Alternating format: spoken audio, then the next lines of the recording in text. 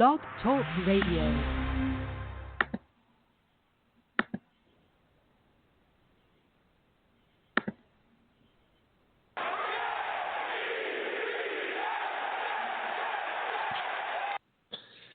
Good evening, everybody, and welcome back to the episode of Let's Talk Jets Radio. This is one of your hosts, Tyson Roush, and this show is going to be quite interesting. Tyrone's driving through the mountains. Primetime is tired. I'm drinking beer, so who knows what to expect. As always, you can at Talk Jets Radio, Instagram, and Twitter. Let's Talk Jets Radio on YouTube. I don't know where else we're at. Apple Play, Google Play, Spreaker, iTunes, SoundCloud, Stitcher, all those places. We appreciate everybody that listens to us and follows the show, especially all you guys overseas. We get a lot of interactions with you guys in the UK, in Ireland, even in Spain, and we definitely appreciate it, especially during these times where, man, there's not a lot to be positive about. So, Mr. Primetime, how are you? Hanging in there, man. First day back in the classroom, so definitely a little bit exhausted, but, excited to talk some Jets. We're a little under 2 weeks away from getting started here, but, I just got to ask, could we get through, one day, one practice, one Tuesday night without having to talk about, 5 more names on the injury report? My God, dude. Well, Primetime, I mean, you went through work today. Did you have any dehydration? Did you have any cramps? Did you have any tightness? Are you okay?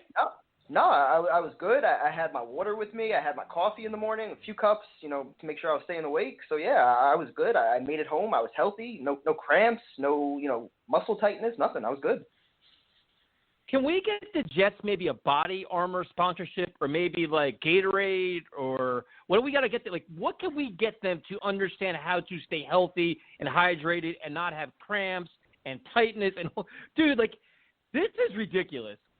If you don't I understand we're going to get criticized for negativity. I really don't care. How the injuries on this team is fucking mind-numbing. Dude, the entire wide receiver group got hurt today. At one point, they pulled out, what was it?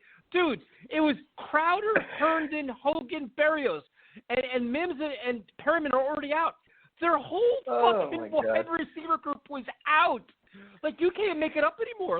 This is, unfathomable. Is it, I don't even know what's even going on. This is next level insanity. Seriously, dude. They were Rich Simmons' report was the receivers were Josh Malone, Moses Malone, and Harry Malone. What are we doing here? Dude, you can't even make it up, dude. Especially after last season, to have this happen again already. And, shout out to Danny Baggs on Twitter. He just posted the NFL injury report. You look around the league, there's not one team that is even close to the number of injuries that the Jets have. The Jets have 23 players on that injury report. The rest of the AFC East has a combined 18 players. It is insane. The level I don't understand how it's happening. Is it Gase? Is it the conditioning staff? Is it guys just not being prepared, not working out in these crazy times? But it's not happening to other teams at the rate that it's happening to the Jets. So what the hell is going on here? Yeah, dude. This is just insanity. It's Perriman was supposed to be 1 day. He's been out a week and a half. Pierre Desir is slowly coming back. Brian Poole is probably back on the field. But the problem is the nature of these injuries are what scares you, where it's cramps and hamstrings and muscle tightness. That's the kind of shit, if you don't handle it, it lingers. And these are all you're now signing guys at wide receiver and they're starting the next day in practice. Dante Moncrief is okay, you're here, you're a starter because we have nobody else. It's just at wide receiver, it's a mess. The running back position, they finally got Josh Adams back. That's good. P. Ryan's only an ankle sprain, so that's fine. But, dude, this is a nightmare, an absolute nightmare. And it's how do you even just put together an offense right now with Sam when you can't even get your number 1, 2, or 3 receiver on the field? Well, the one thing I'll say, and for anybody that's still listening 4 minutes in if we haven't chased you away already, at least these injuries – probably. But like you said, yes, there are injuries that can linger, but they're also not torn ACLs and things like that where you're totally fucked, from week 1.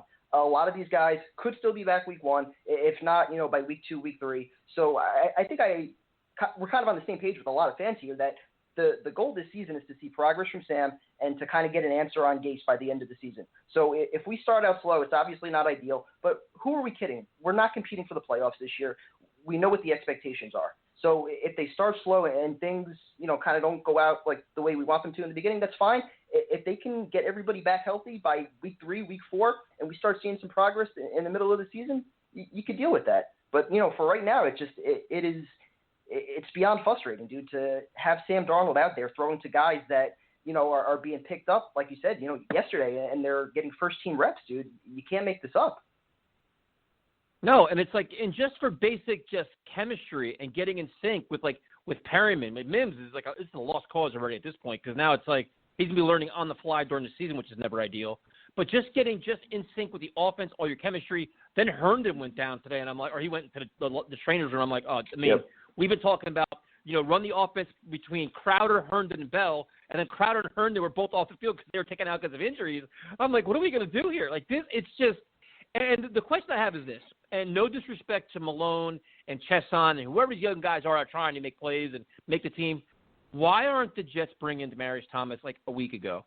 Like, what exactly are we waiting here for? Like, I understand Dante Moncrief was brought in, and you have Hogan. Dude, keep bringing guys in because we need all the help we can get. What are we waiting for here? Dude, I really don't know, especially when you consider like the amount of cap space that we have. That's it. I mean, no, exactly. And when you have $34 million in cap space plus plenty of draft picks in the future, I understand if you don't want to deal any premium picks or give up any premium assets or anything like that. But you're talking about a few million dollars to bring in a guy like Demaryius Thomas or somebody like that, or even Taylor Gabriel, a proven veteran wideout that can come in here, run routes, and help Sam out a little bit. Because right now, what he's throwing to, it's not enough. Dude, I'm at the point. I bring in Eric Decker, Brandon Marshall, Des Bryant, Burrell Owens. I'm bringing anybody. I don't even care anymore. I'm so friggin' desperate at this point because it's nauseating. And you're less than 2 weeks away. There's so much uncertainty. And then you look at some of the moves that are being made. So now there's some obvious big names out there. And I'll start with Leonard Fournette, who, he went through waivers. No surprise there. Nobody wanted to pay him $4 million. Do the Jets even consider him? And my answer right to bat is going to be no, and no. I mean, we did a video on it last night, but the fact is he's a bell cow kind of running back. He has some issues off the field with just not going to meets, being a pain in the ass, staying healthy, all these things. He's just not a fit, dude. I understand he's a name, he's like a flashy guy, but where we are right now, Leonard Fournette is not an answer for us. No, I mean, he would obviously be a better option, I think, than Frank Gore. And, if there's questions about how long Perine's going to be out, I could understand. Come on, man. Frank Gore is the best running back on the roster right now. What are you talking about? Oh, my God. Yeah, according to ask Brian Costello. Yep, according to him and Connor Hughes. Unbelievable, dude. But, yeah, I mean, Le'Veon Bell should obviously be, he should be the workhorse, and he should be getting, 20 to 25 carries a game. So I don't think Fournette, would want to come here. I think he'd be looking for a situation where, he could at least split carries, with somebody. So, I really don't see that being a fit. And like you said, the character concerns are there, so that's probably not somebody you want to bring in. Yeah, and then, the whole Alvin Kamara thing with the Saints is rumors that, he's going to be back in practice tomorrow. They're shopping him. I'm like, dude, we're not an Alvin Kamara away from – I mean, we already have Le'Veon Bell. We don't need, it's like the minute, these names get rumored, all of a sudden our Twitter account goes crazy. And it's like, no, I mean, this is not Madden. This isn't Fantasyland. The answer for me is no Alvin Kamara as well. Well, I mean, I think Kamara becomes interesting just from the sense that you might not see Le'Veon Bell as a part of your future. I mean, based on the way that training camp's already gone and the way that last season went, we don't know if Gase is going to be here, but certainly, we don't know if Douglas would have paid Bell the contract that McCagnon did. So, I think there are legitimate questions about whether Le'Veon Bell will be a Jet in 2021. And so if you have doubts at that position, if you have an opportunity to get a guy like Kamara without giving up, significant draft capital, I think that's something you have to explore because he's probably, the best wideout you have right now on the team. So it's not like you wouldn't be able to play both of them for this season. So, I mean, is it wrong? I mean, that's just not. I mean, I'm not going to pay another running back. God knows how much money he wants. I just wouldn't do that. I'm like, the ship is sailed for paying running backs. You'd be paying them both for one season, and then you would obviously, cut ties with Bell next year if they had plans to do that. Yeah, I don't good, want man. them to do that. I'm just saying, we need playmakers on offense right now. So if there was a way to get Kamara without, giving up a first-round pick, I mean, I think it's something you explore. Yeah, I'd pass on that. And then the other name is, the Jets were in desperate need of a pass rusher. Ngakoue was out there for the Jaguars. We talked about it, making a case. Should you trade for him? Should you not trade for him? What's the compensation? Then he goes to the Vikings, and right off the bat, when you see the compensation, you're like, well, shit, the Jets could have did that. Then you see that he actually took less money to go to the Vikings. And then the question is, would he have done that to go to the Jets? And that's the million-dollar question. And my guess is probably no, because he knows he's probably not going to win here. I mean, would you agree with that? No, I completely agree with that, and I think that's probably why they stayed away from it. Concerns about whether or not they'd be able to sign him to an extension. You can't do it right now, so you'd have to trust that you'd be able to do it after the season. And, we also touched on, in the video that we did on YouTube last night, that, he kind of had the same path as Jamal Adams, with, calling out the owner and, doing some things with his contract there. So that's probably not the player that you want to give up draft compensation to bring in. And there's also been plenty of reports that, Joe Douglas is kind of tied financially by ownership right now. So you probably can't bring in, a big name player like that, which, is ridiculously sad on a number of other levels. But, Joe Douglas is going to build through the draft, and that's kind of what we have to look forward to right now. Yeah, I mean, there are some rumors that, I agree. Like, I think that he probably wouldn't have came here for that discounted rate.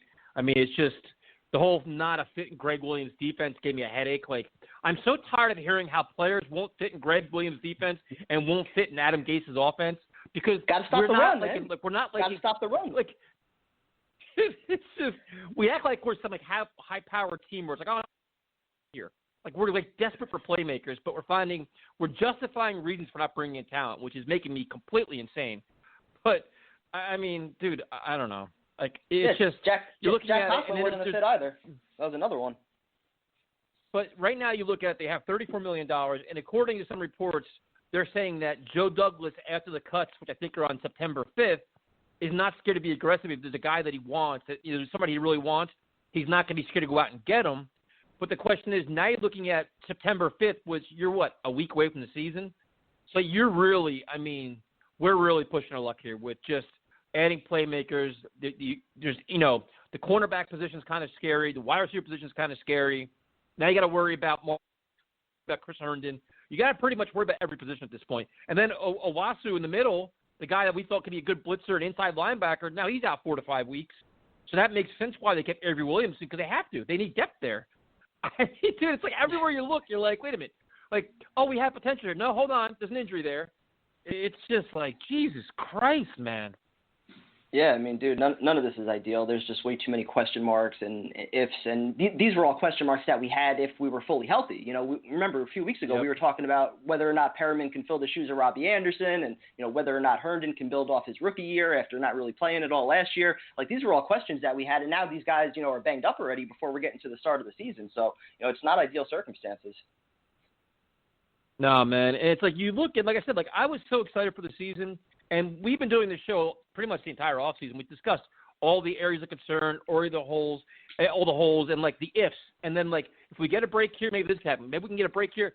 Not only the Jets are not getting any break, everything is going wrong, dude. Like, everything is going wrong. Like, there's not one, like, you're trying to find a positive. Maybe the only positive is what, Ashton Davis playing his ass off? Like, you try to think of what your positives are right now. There's not a lot because everything is just being overwhelmed by the injuries. Like, I guess there's two positives. The other positive is that Greg Van Roten's back, and the offensive line, for the most part, is playing together this entire modified training camp. So you have the offensive line somewhat together, and Ashton Davis is emerging, and everything else is a complete mess. Pretty much. And again, this is all stuff that we've talked about pretty much all these issues, for the last several months. So, it sucks that we're scrambling, 13 days away from the season to, try and fix so many of these holes, especially at wideout. Because I could understand if, we went into the season, still having a hole at pass rusher or at cornerback. Like, you're not going to fill every gap in one offseason. We understand that. But to not set Darnold up better for success with, established wideouts and not pouring resources into that position, that was just, you can't forgive that. That's just doesn't make any sense. No, right now it's like you're especially biggest thing now James is getting Morgan through the rest. I hate going back to that, but dude, that even more so now. Like, he's not seeing the field at all. He's barely getting second team reps. Mike White's getting a lot of the second team reps at backup quarterback. So using a 4th round pick there when there were plenty of wide receivers that were on the board. I know Manish is trolling Jet fans about Brian Edwards, who went in the 3rd round also, while we have Zuninga, who hasn't been on the field. There were just so many opportunities I thought that we could have set Darnold up, and, we just didn't do it. And we're not even talking about the fact that Joe Flacco's not even practicing, and you're going to go into week one with the backup quarterback that's most likely never played in the NFL before. Can't wait. Going to talk about the kicker, who's absolutely horrendous. Like, all of a sudden now, the Jets they've resolved their kicking battle. Ficken won. Like, the dude missed, 3-point afters last year, like a 70% kick rate, and now he's our kicker, like, with no regard to the kicking game whatsoever. Like, we just don't give a shit about that. Like, that's, like, optional. Like, I don't know. Listen, I don't even care if I'm negative. I don't give a shit if people don't listen to the show anymore. I'm so goddamn frustrated. Dude, I'm frustrated, man, because there are red flags everywhere. Like, you see them, and I'm like, I'm so tired of everybody saying, trust the process. There's a plan. What the fuck is the plan? We have problems everywhere, and they're not being addressed. And it's whether it's because of injury or we don't know what we want, we don't know what we're doing. Why not try out other kickers? Wait, Ficken's in your answer? So what does he have to do? Does he have to miss like 3 kicks 3 weeks in a row before we cut him and realize we suck? Because he sucked last year too. Here's the problem. I think that there is a plan. The problem is that it's a long-term plan, and it's going to hurt your quarterback. Plan. Well, yeah, and you have a quarterback right now that needs help. And so you don't know how this is going to affect him. I need help. You know, we all need some fucking help right now. You know, but I truly do think that Douglas has a plan that he's trying to execute as far as, you know, setting a foundation long term, and I'm completely fine with that. But it doesn't mean that you get a pass or an excuse for neglecting your quarterback in the short term, especially a 23-year-old quarterback that has all the talent that Sam has that just needs some help around him, especially also when you need to find out answers about your head coach. You can't give him the excuse this year of not having enough wideouts or, the offensive line needed some time to gel. Those are not valid excuses this year. He has 16 games. He's got to show us something. Yeah, I mean, my biggest fear right now is this team just comes out just dazed and confused for the first 3 weeks of the season, 4 weeks of the season, and then maybe they pick up steam towards the end, like the last 4 or 5 games. But it's just like there's so much going against them right now. Like, there just is. Like, you look at all your premier positions, there's questions. Cornerback, the guys aren't even playing. Poole finally came back today. This year's not – he's soon. He's basically missed all training camp so far. You know what I mean? And then it's like pass rusher. We don't even know what's going on with the pass rush. You know, according to some reports, Quinnen Williams started out strong but been very quiet the last week and a half. That's not ideal. And I guess, a lot of this is assumptions on our part because there is no preseason game, so we can't really see what they're doing. And, I don't know, man. Like, I'm really, really frustrated because I just don't want to go through a part of the schedule where it's complete shit football with penalties, mental lapses, and miscommunication because Sam's not used to his players, and the receiver was signed yesterday, and he's playing today. Like, it's just – you just don't want to see it, man. Like, as fans, we want to see quality football. We want to have some kind of hope, and the hope can't be trust the plan, look towards next year. I'm tired of that plan every year. Well, I was on board with that plan until the last few weeks when I started having doubts over just how much, power Joe Douglas has over Adam Gase and, influence with ownership. Because, again, they both report separately to ownership, so we don't know exactly how much, power Gase has over Douglas has over Gase. Like you said, with the Le'Veon Bell situation, does Douglas have the authority to go into Gase's office and say, no, you need to make this work? Or does Gase have the authority to go to ownership and say, this is a player that doesn't fit my system, we need to get rid of him? So like when you look at some of the moves that they made, bringing in Frank Gore, trying to trade for Ballage, like those are moves that, have Gase's fingerprints on them. So I really wonder just how much, authority Douglas has to really put his stamp on this team. Yeah, I mean, an obvious move for me is like if you're for a running back, why not bring Bilal Powell in? I mean, he played well this year. He's come at the right price. He knows your system, and you roll with it. Like that's like a guy. Like, why not do that? Why not do it? But does Gase want him? I mean, this is just giving me a headache. Like I'm so annoyed, man. Like I'm just so like today sucked the life out of me. When I saw the injury report today, and all the guys came out at once. And I'm like, I understand you got to be conservative and you got to be like, you got to take every precaution, but this is just insanity. And then you see Sam is trying to run a hurry-up offense with Chesson and Malone. I'm like, what are we doing here? Like, if I'm Sam Darnold, dude, at some point you'd be like, you know what, I'm going to demand a trade. Like, I want out of here. Like, I can't take it anymore. Like, I need to get the hell out of New York because he's probably like, his head is probably spinning, knowing this is a year where everybody expects a lot out of him in the offense. So going back, you kind of understand why Jamal wanted out. I mean, I'll continue to rip the way he did it, but I have no faults at all with a player that's looked at the way this team's been run the last few years and says, you know what, I'm going to pass. I don't want anything to do with this. All right, so what we're going to do is we're going to bring on Mr. Tyrone. I know he's all amped up. We got a ton of people on hold. Holy Christ. So we're going to bring on Mr. Tyrone. I hit the wrong button, I think.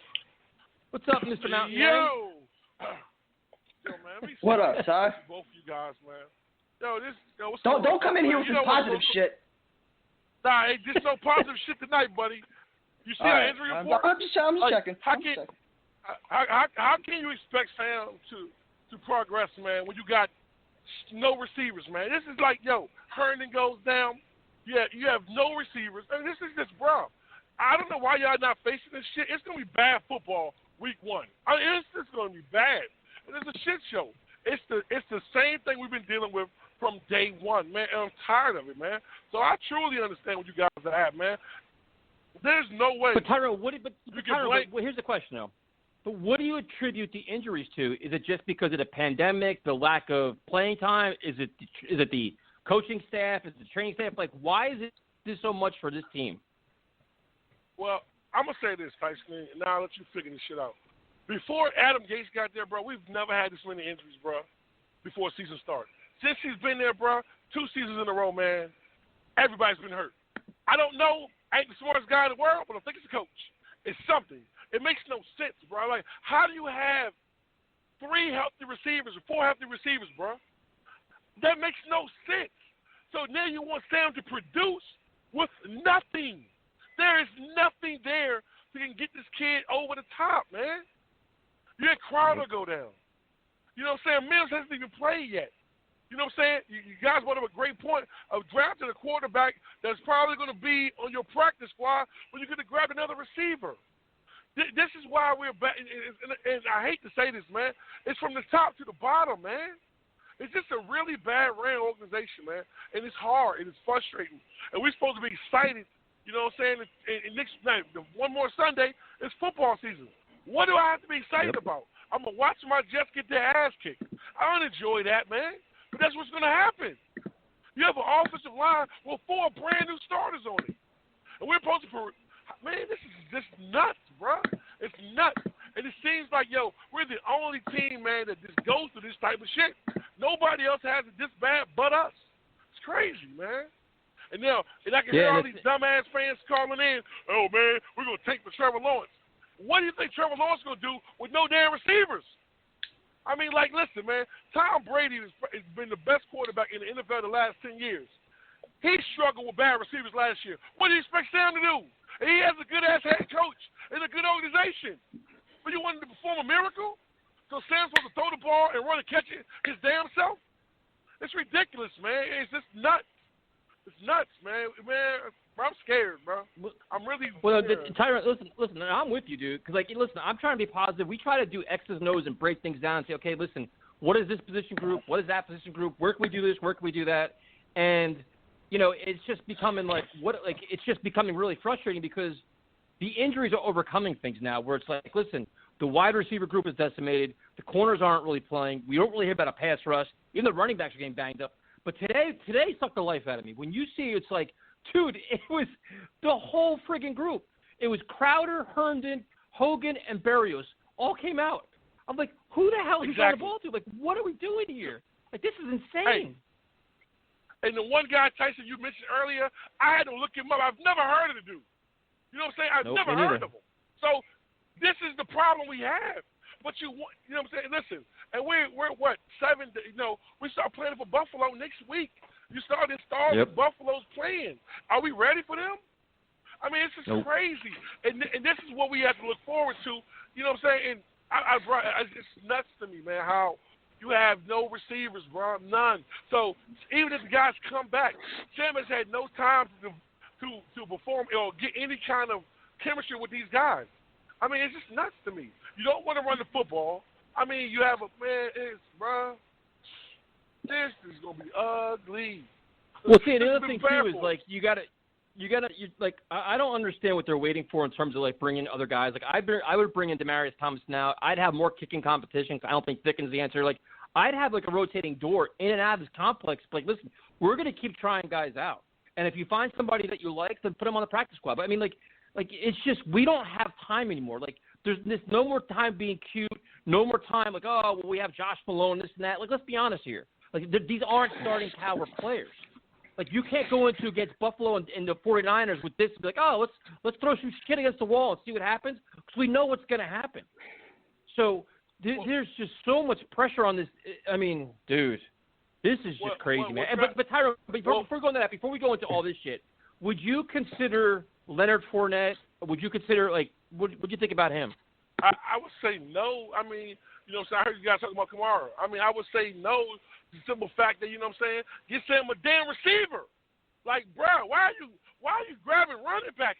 Get a receiver, bro. It's nuts. Like, you want to grab all his receivers, but he's not going to run the football. I mean, shit makes no sense. Now I would bring Fournette in. He's a bad attitude. Kamara maybe, but he's going to want the whole bag. But, like, why not? This is what I'm talking about right here. This is the whole process with this team.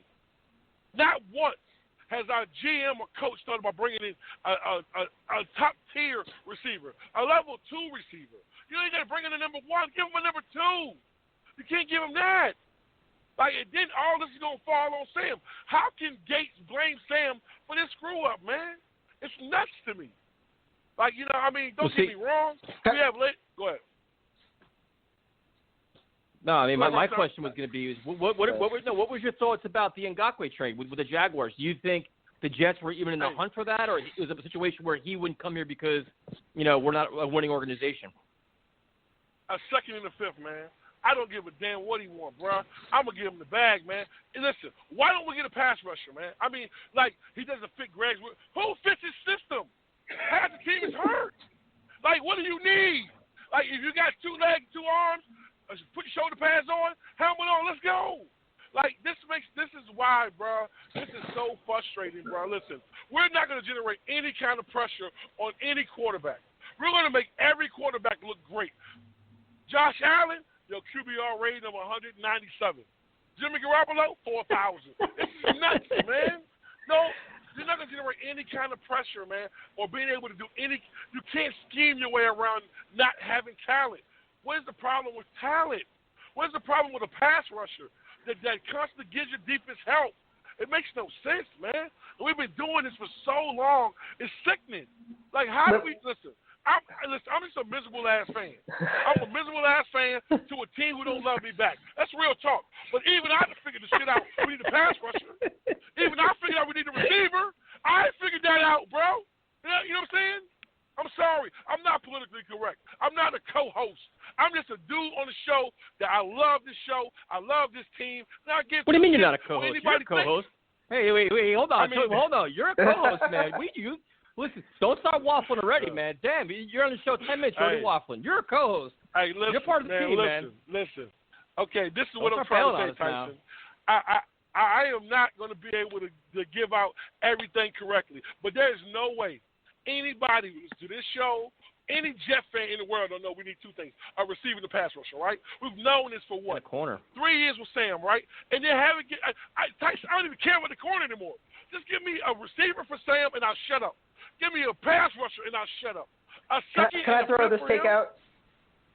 Go ahead, let me throw this take out. And I'm not saying I agree with this approach, but I think that things, as far as Douglas approaching this season goes, I think it dramatically changed once the opportunity presented itself to get 2 first-round picks for Jamal Adams. Because then once that happened, you had C.J. Mosley opt out, I think it was like a week later.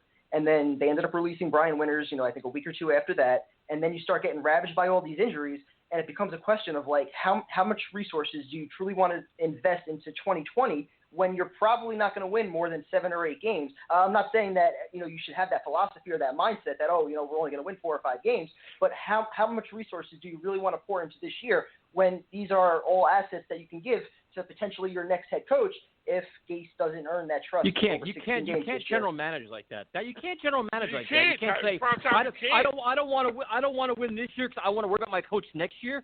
You do everything you can to win this year to build into next year. That's the way you handle things. Like you don't punt the process. You don't give up on your roster. You don't go, you know what? Let's just wait till next year. Fuck my $30 million in cap space. Fuck all this other. Like, no, dude, you do whatever you can to win now. And Max, 8 wins can get you in the playoffs. Once you're in the playoffs, anything can happen. Prime time.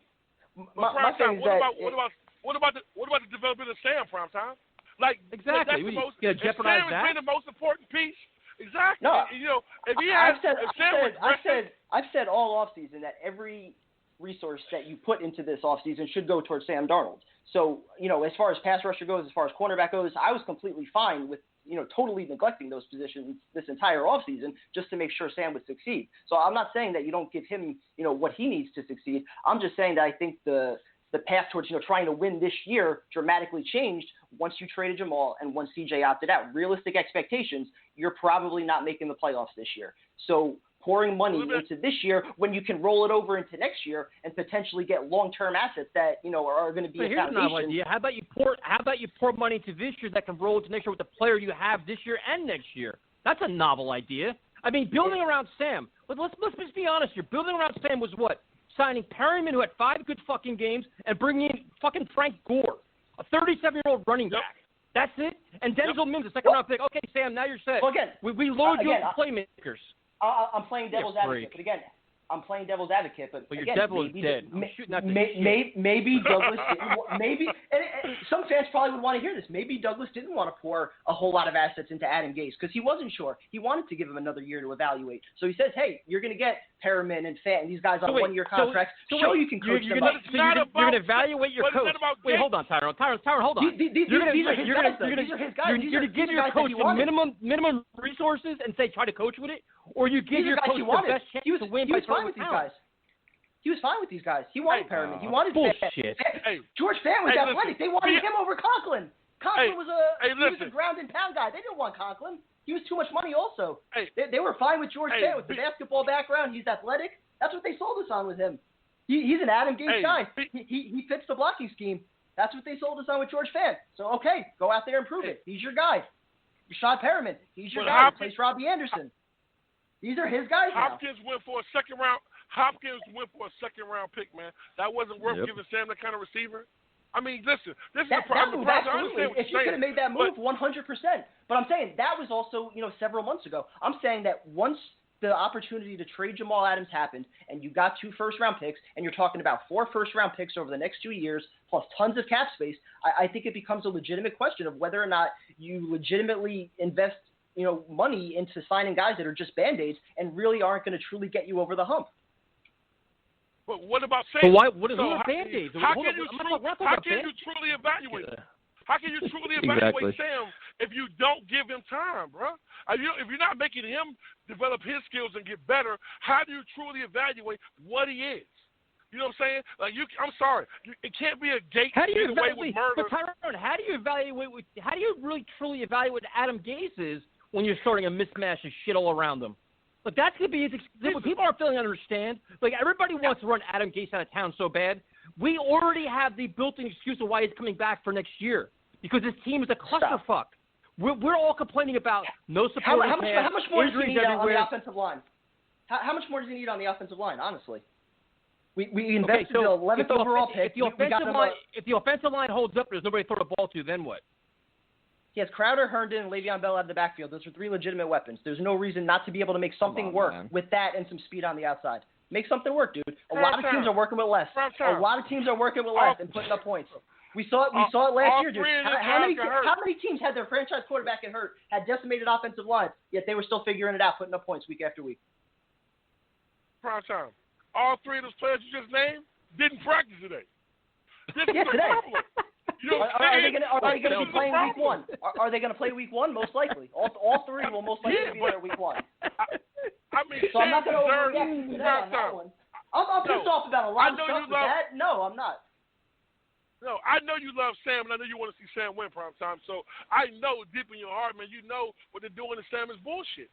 You know setting this kid up for failure, and that's what I feel like they're doing, man, by not giving him some real targets out there. I'm sorry. Tyson said Perriman had 5 good games, bro. 5. Where the hell was he at the other 4 years he played in the league? He didn't do shit. So this is the number 1 receiver you got? You could have kept Robbie for $2 million. Dude, and he's not even practicing for the last week and a half.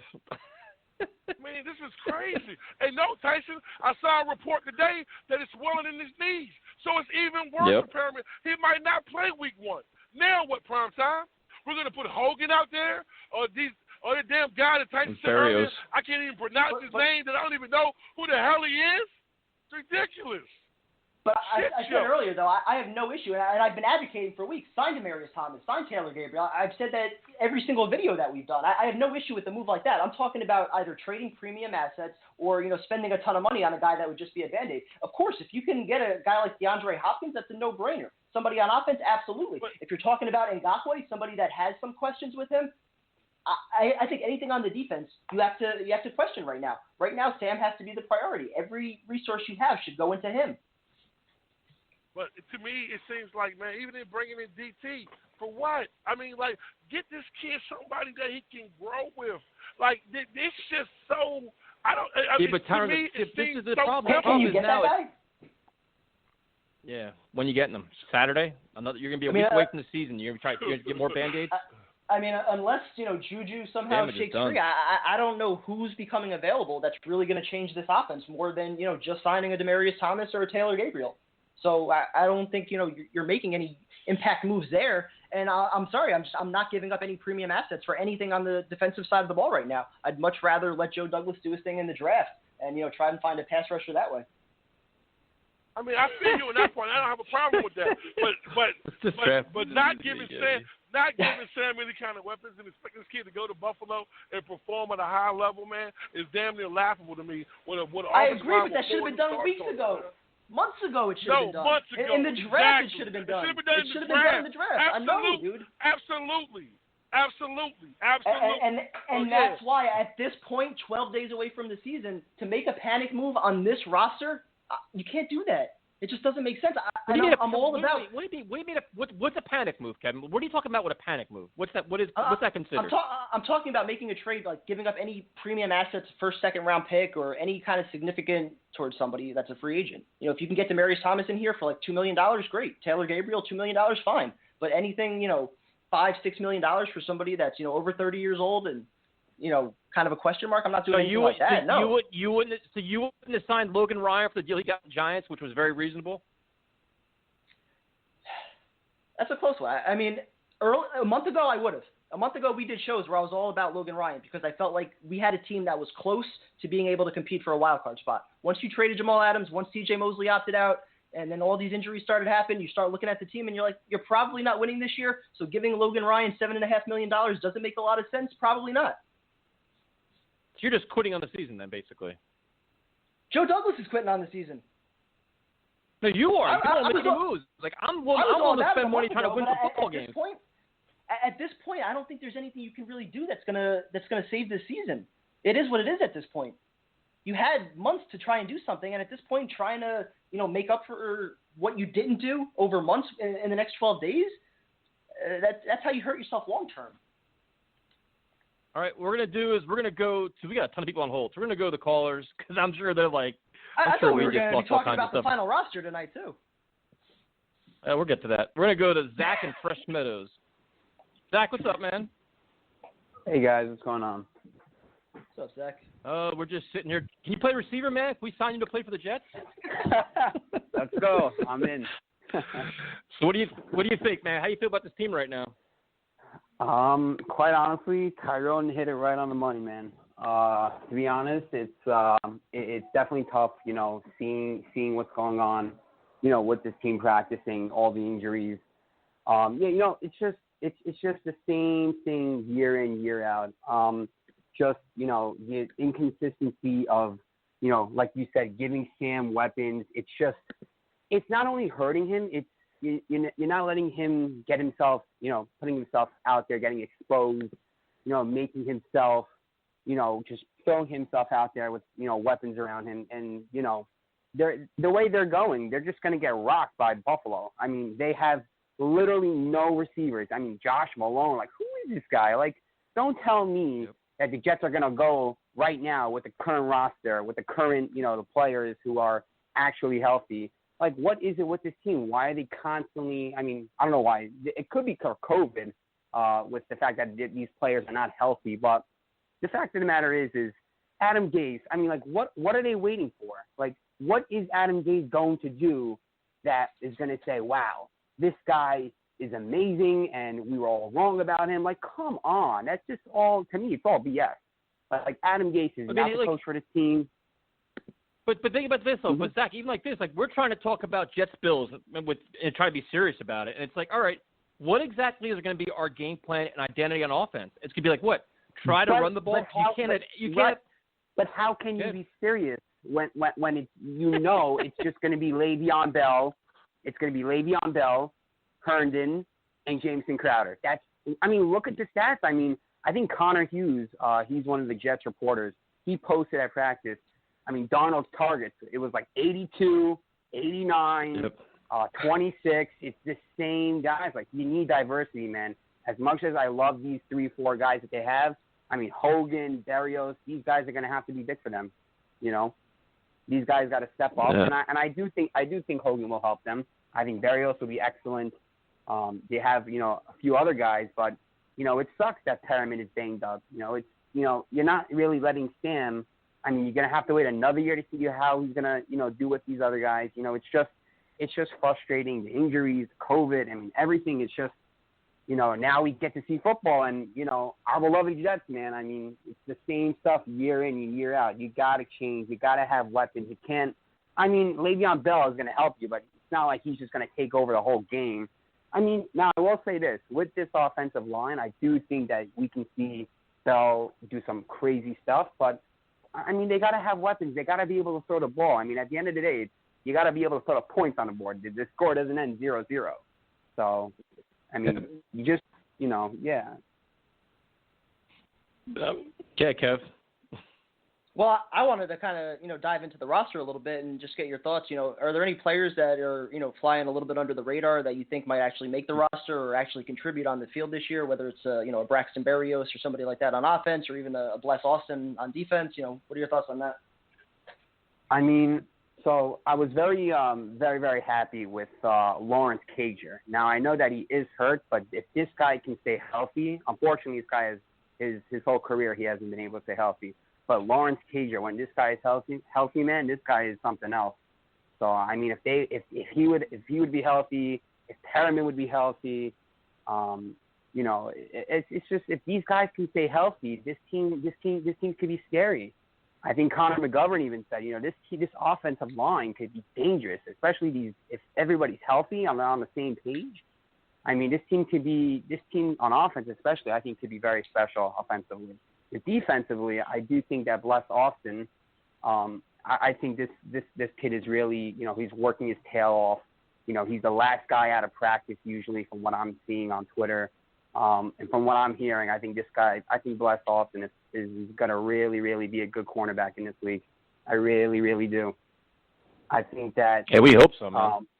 I think this guy, he's not Darrelle Revis. I'm not even saying that, but I do think that he is going to be a legitimate cornerback. You got to give him another year, maybe 2, but he's going to show you some signs this year, man. I really am high on Bless Austin, so I think Jet fans should be very excited about Bless Austin. And, they'll get it together, this team. It's just, the frustration, it's taking so long, and all these Jet fans are, they're depressed. They want to see results. They want to see solutions. And, it's, everybody says, same old Jets. I mean, I think that not getting the right coach is a big factor that doesn't get talked about a lot. I do think that there is I do think that there is a lot of dislike for Adam Gase. I mean, the players are not bluntly going to say, "Oh, we hate Coach Gase," but I just don't think that everybody in that locker room is in love with him. I just feel like that, for guys like Le'Veon Bell, I mean, these players are talented. I mean, Le'Veon Bell doesn't need to have a coach to coach him. I mean, Le'Veon Bell can be his own coach. He is fit. He is he's one of the most, I would say he's probably the most, I would say, what's that word? Just his work ethic, his routine. There aren't many guys like Le'Veon Bell, and he isn't getting older. And I just think that, everybody's writing him off the board, especially with the offensive line, and there's questions.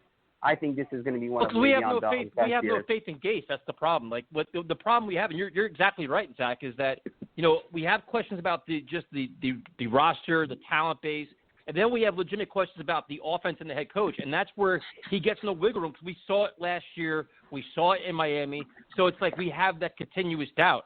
And then you add in a litany of injuries, and you're just like, oh my God, like I don't want to go through another lousy season or a 1-5 start. Like you just don't want to go through it again. Like we don't have that faith instilled in him. Exactly. So, thanks for calling in, man. We appreciate it. Thanks for having me, guys. Have a good night. Zach. We're gonna go to Luke in New Jersey. Whoops. Luke, what's up, man? Hello. What's up, What's going man? on, Luke? Hey, nothing much. How you guys? How you guys doing? Oh, we're better, doing great, man. We got. I've been better. Yeah. Be better with a healthy roster. Yeah, everyone would. Yeah. So, what are your thoughts on the team, man? Well, I feel like, you can see like from the front office and from Joe Douglas that like he has a plan set in stone, for the future. But at the same time, I feel like the front office is almost like too pragmatic. Like they have a certain price on players and like on certain positions, like they're not going to overpay. And in theory, that makes sense. But like when you take the context of like the Jets situation, you can't do that. You can't let Robbie Anderson go, the wide receiver that your young quarterback has the most chemistry with. You can't let him go for just $4 million. It's not like he was gonna like be paid like $18 million as they were speculating. You got to let go at a reasonable price. And when you look at George Fant, that guy's a below average starter and as a tackle, and he's getting paid $9 million a year. And then you look at Jack Conklin, who only signed for $14 million a year. So it's okay to overpay in certain positions. Like the Chiefs overpaid for Frank Clark, but he got them 5 sacks in that playoff run just this year. So, like, it's okay to overpay for positions of need, and especially for your young quarterback that you're trying to build around. Well, especially for a team that has a losing culture and everything else around here. Like sometimes we joke around about that Jets tax. Like, oh, you got to pay a Jets tax to get certain players. Well, sometimes you got to do that, especially if it means building around your young quarterback. And this free agency approach this year was kind of, like you said, you nailed it, man. Pragmatic. He set values. He went kind of lower tier free agents. He tried to fill some holes that way. But at some point, talent wins. And now the question is, do they have enough talent in the offensive line? We don't know. Becton's going to help for sure. George Fant on the right side, we have no idea. And then the wide receiver position's a mess. Running back behind Bell, is Frank Gore as good as Gase keeps telling us he is? We have no idea. And then you look at the defensive side of the ball. There's no legitimate pass rusher. You hope Jordan Jenkins emerges. You hope Quentin Williams does stuff. The rebuilt secondary is Ashton Davis, this great player everybody keeps telling us. Like, there's a lot of questions, man. There really is right now. Yeah, no doubt about it. So, I mean, but what's your level of confidence, man? Like, when you're looking at Jets Bills, you look at this roster, like, is there any moves that you would try to make before the season starts? You guys pointed it out later. I forgot who it was, but like you don't want to make any erratic moves. It's like sign a bunch of players just to try to fill holes. I guess like at this point you just hope for the best. You're just praying for a miracle at this point because I don't know what else you can do. Logan Ryan's out the market. The best available wide receiver is Demaryius Thomas, who should be in like in a retirement home. Like what can he do? There's like, and also like scheming can only do so much. Like at the end of the day, it all comes down to talent. Like even Bill Belichick, like he can't like take this team to playoffs. Like talent is so undervalued in this league, and like they say like the best trade like is availability, and you've seen like all these guys drop down like flies. So like honestly, on Saturday I'll go to church, I'll pray, I'll do my best, do some community service, see if that pays off. But I don't know, man. I'm hoping for a miracle. Yeah, Luke, you're not alone. Thanks for calling, man. We appreciate it. All right, thank you. Appreciate it, Luke. All right, we're gonna bring Mr. Tyrone back. He's in the mountains and he's back on the show. And now we're gonna bring on Captain Chaos himself, Mr. Jason Coppell. Yeah, this is gonna be great because this show is already a shit disaster. What's up, Jay? This goddamn team, man. You know, you guys have me all fired up here. I'm trying to relax and enjoy my night away from the Jets media scene, and then I tune into my boys over here, and now I'm all fired up again. Guys, every year I feel like for the last – I feel like it's a fact, except for obviously 2015 we've had that moment where, you know, where halfway in, whatever it is, October, early November, where the season's over, right? And then you have that feeling on Sundays where it's like, oh, there's a Jet game on. Clearly I'm going to watch it, but I don't really give too much of a shit what happens. And, you know, I feel like this is the first time in my life that I'm feeling that way about the opener. Like I'm going to watch it, but there's no excitement.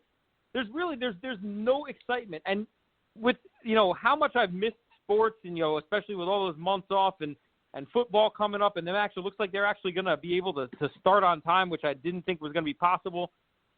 You would think that, like, you would just enjoy it for what it is and everything. But man, I got to be honest, like, this team, it's so bad and so dysfunctional and such a mess right now that, like, it's hard to even get excited about it, man. And that's such a shame. You know, it's like, every year you look forward to the opener. Every team, every fan base can be excited on opening day and hope for some kind of miracle. But, man, this is like, it's the same shit. It's the same damn story. Adam Gase, team's injured, built-in excuses, accepting that you know, because you know how everything's going to go. Everybody's going to switch modes almost immediately from, you know, what did you want from Adam Gase? What did you want? You know, all these injuries you had to deal with. What did you want from the guy? Well, he did the best he could. He won 4 or 5 games. The built-in excuses are there, and then we're going to watch lather, rinse, repeat, and we'll be in the exact same spot this time next year. It feels like a never-ending cycle. We've become the New York Knicks, the Cleveland Browns.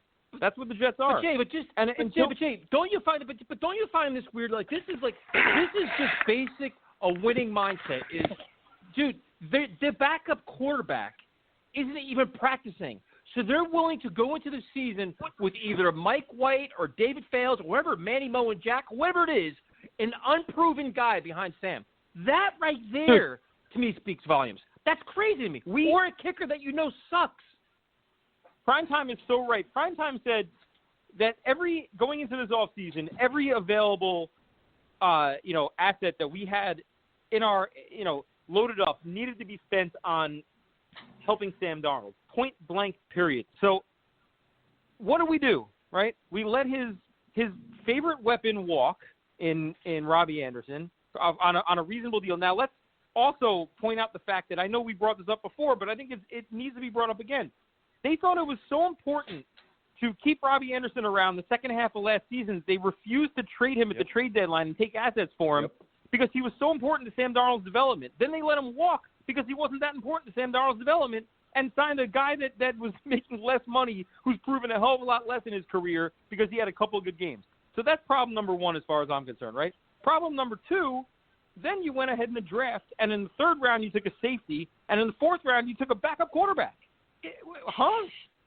Like what are we doing? You want to help Sam Darnold by what? By drafting some developmental quarterback and a safety? And meanwhile, the draft class was loaded with wide receivers, right? And you took 1. Now, I understand you had to go offensive line in the 1st round. I have no problem with that. And you went Denzel Mims in the 2nd. But I would have loaded up on 3rd and 4th round offensive weapons. We have none. We have none. I know we got Pirine. That's great. But, dude, this offense is barren. It might be the first guy that called in that was talking about how dangerous this offense can be. Dangerous to who?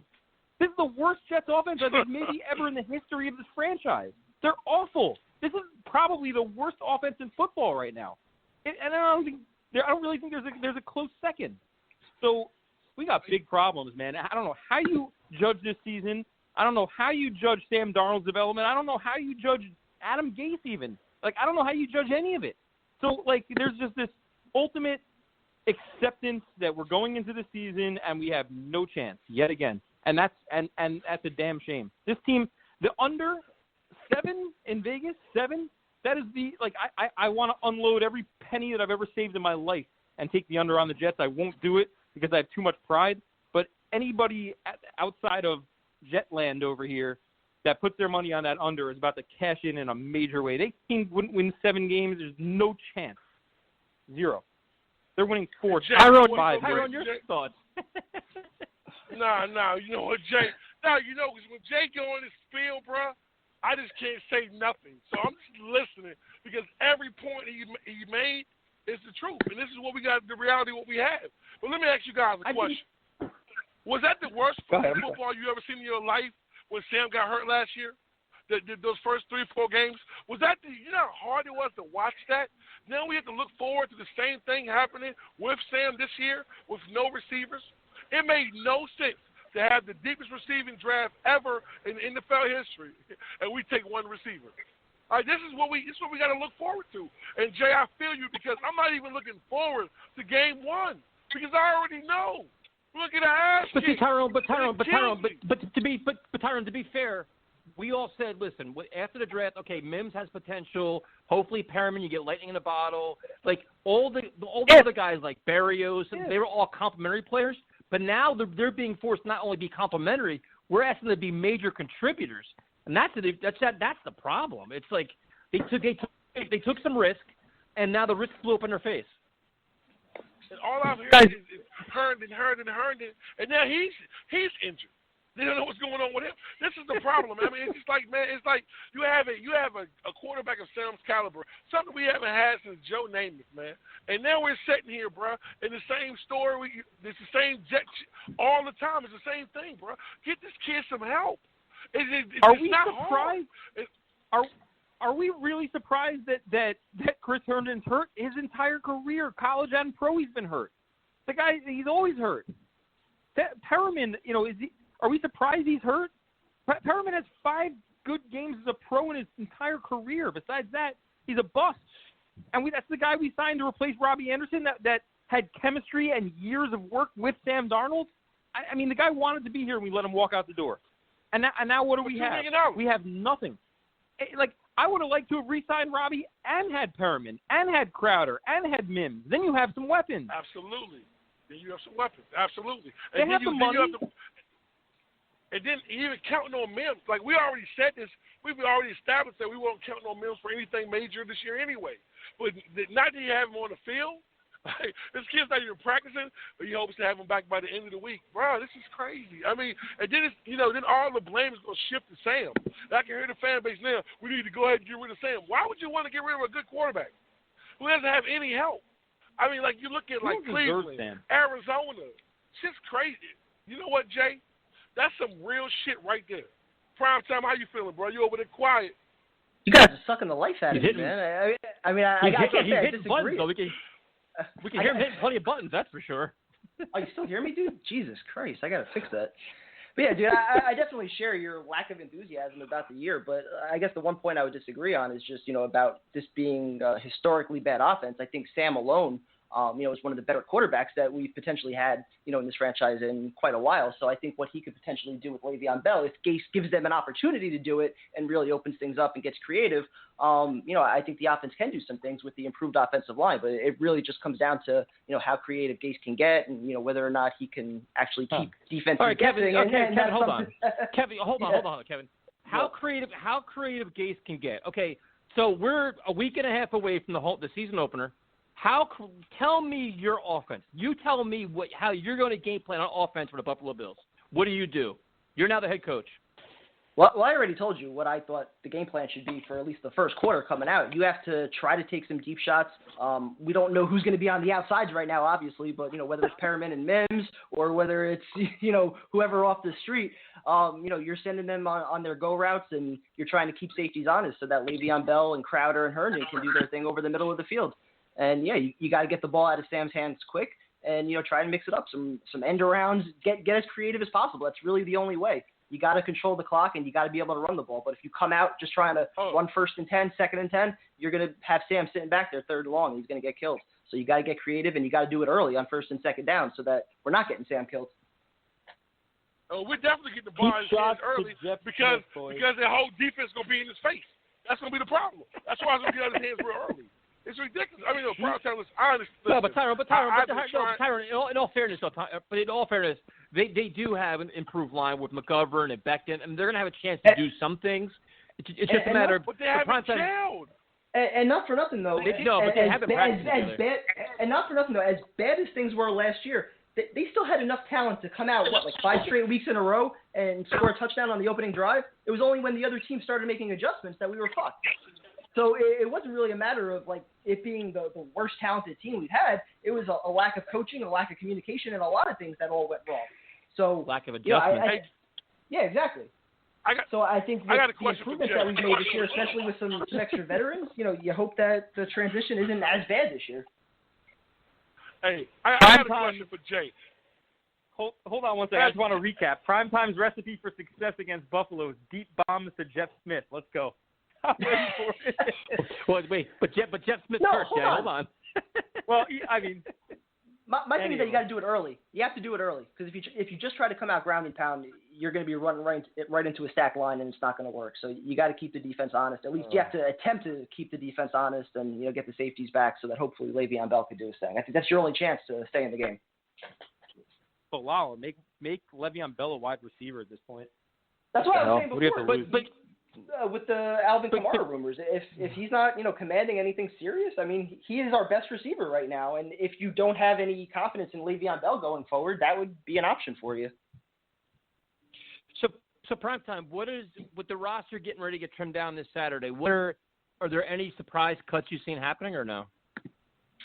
Well, I think the secondary is going to be interesting because you got a couple of young guys there with Shaheem Carter and Javelin Guidry, who both have been getting pretty good reviews out of camp. I know Guidry, I think he had the second fastest combine time at like 4.29 or something like that. And I know Carter, he also made some plays in the slot last year or the last 2 years in college. So like those two guys, you gotta I guess wonder whether or not you can sneak them onto the practice squad or you try to keep them on the 55-man roster. You also have Poole, Millette, Bless Austin, Hairston, Quincy Wilson, and we don't really know about Bryce Hall yet. So I think you're kind of crowded in the secondary right there.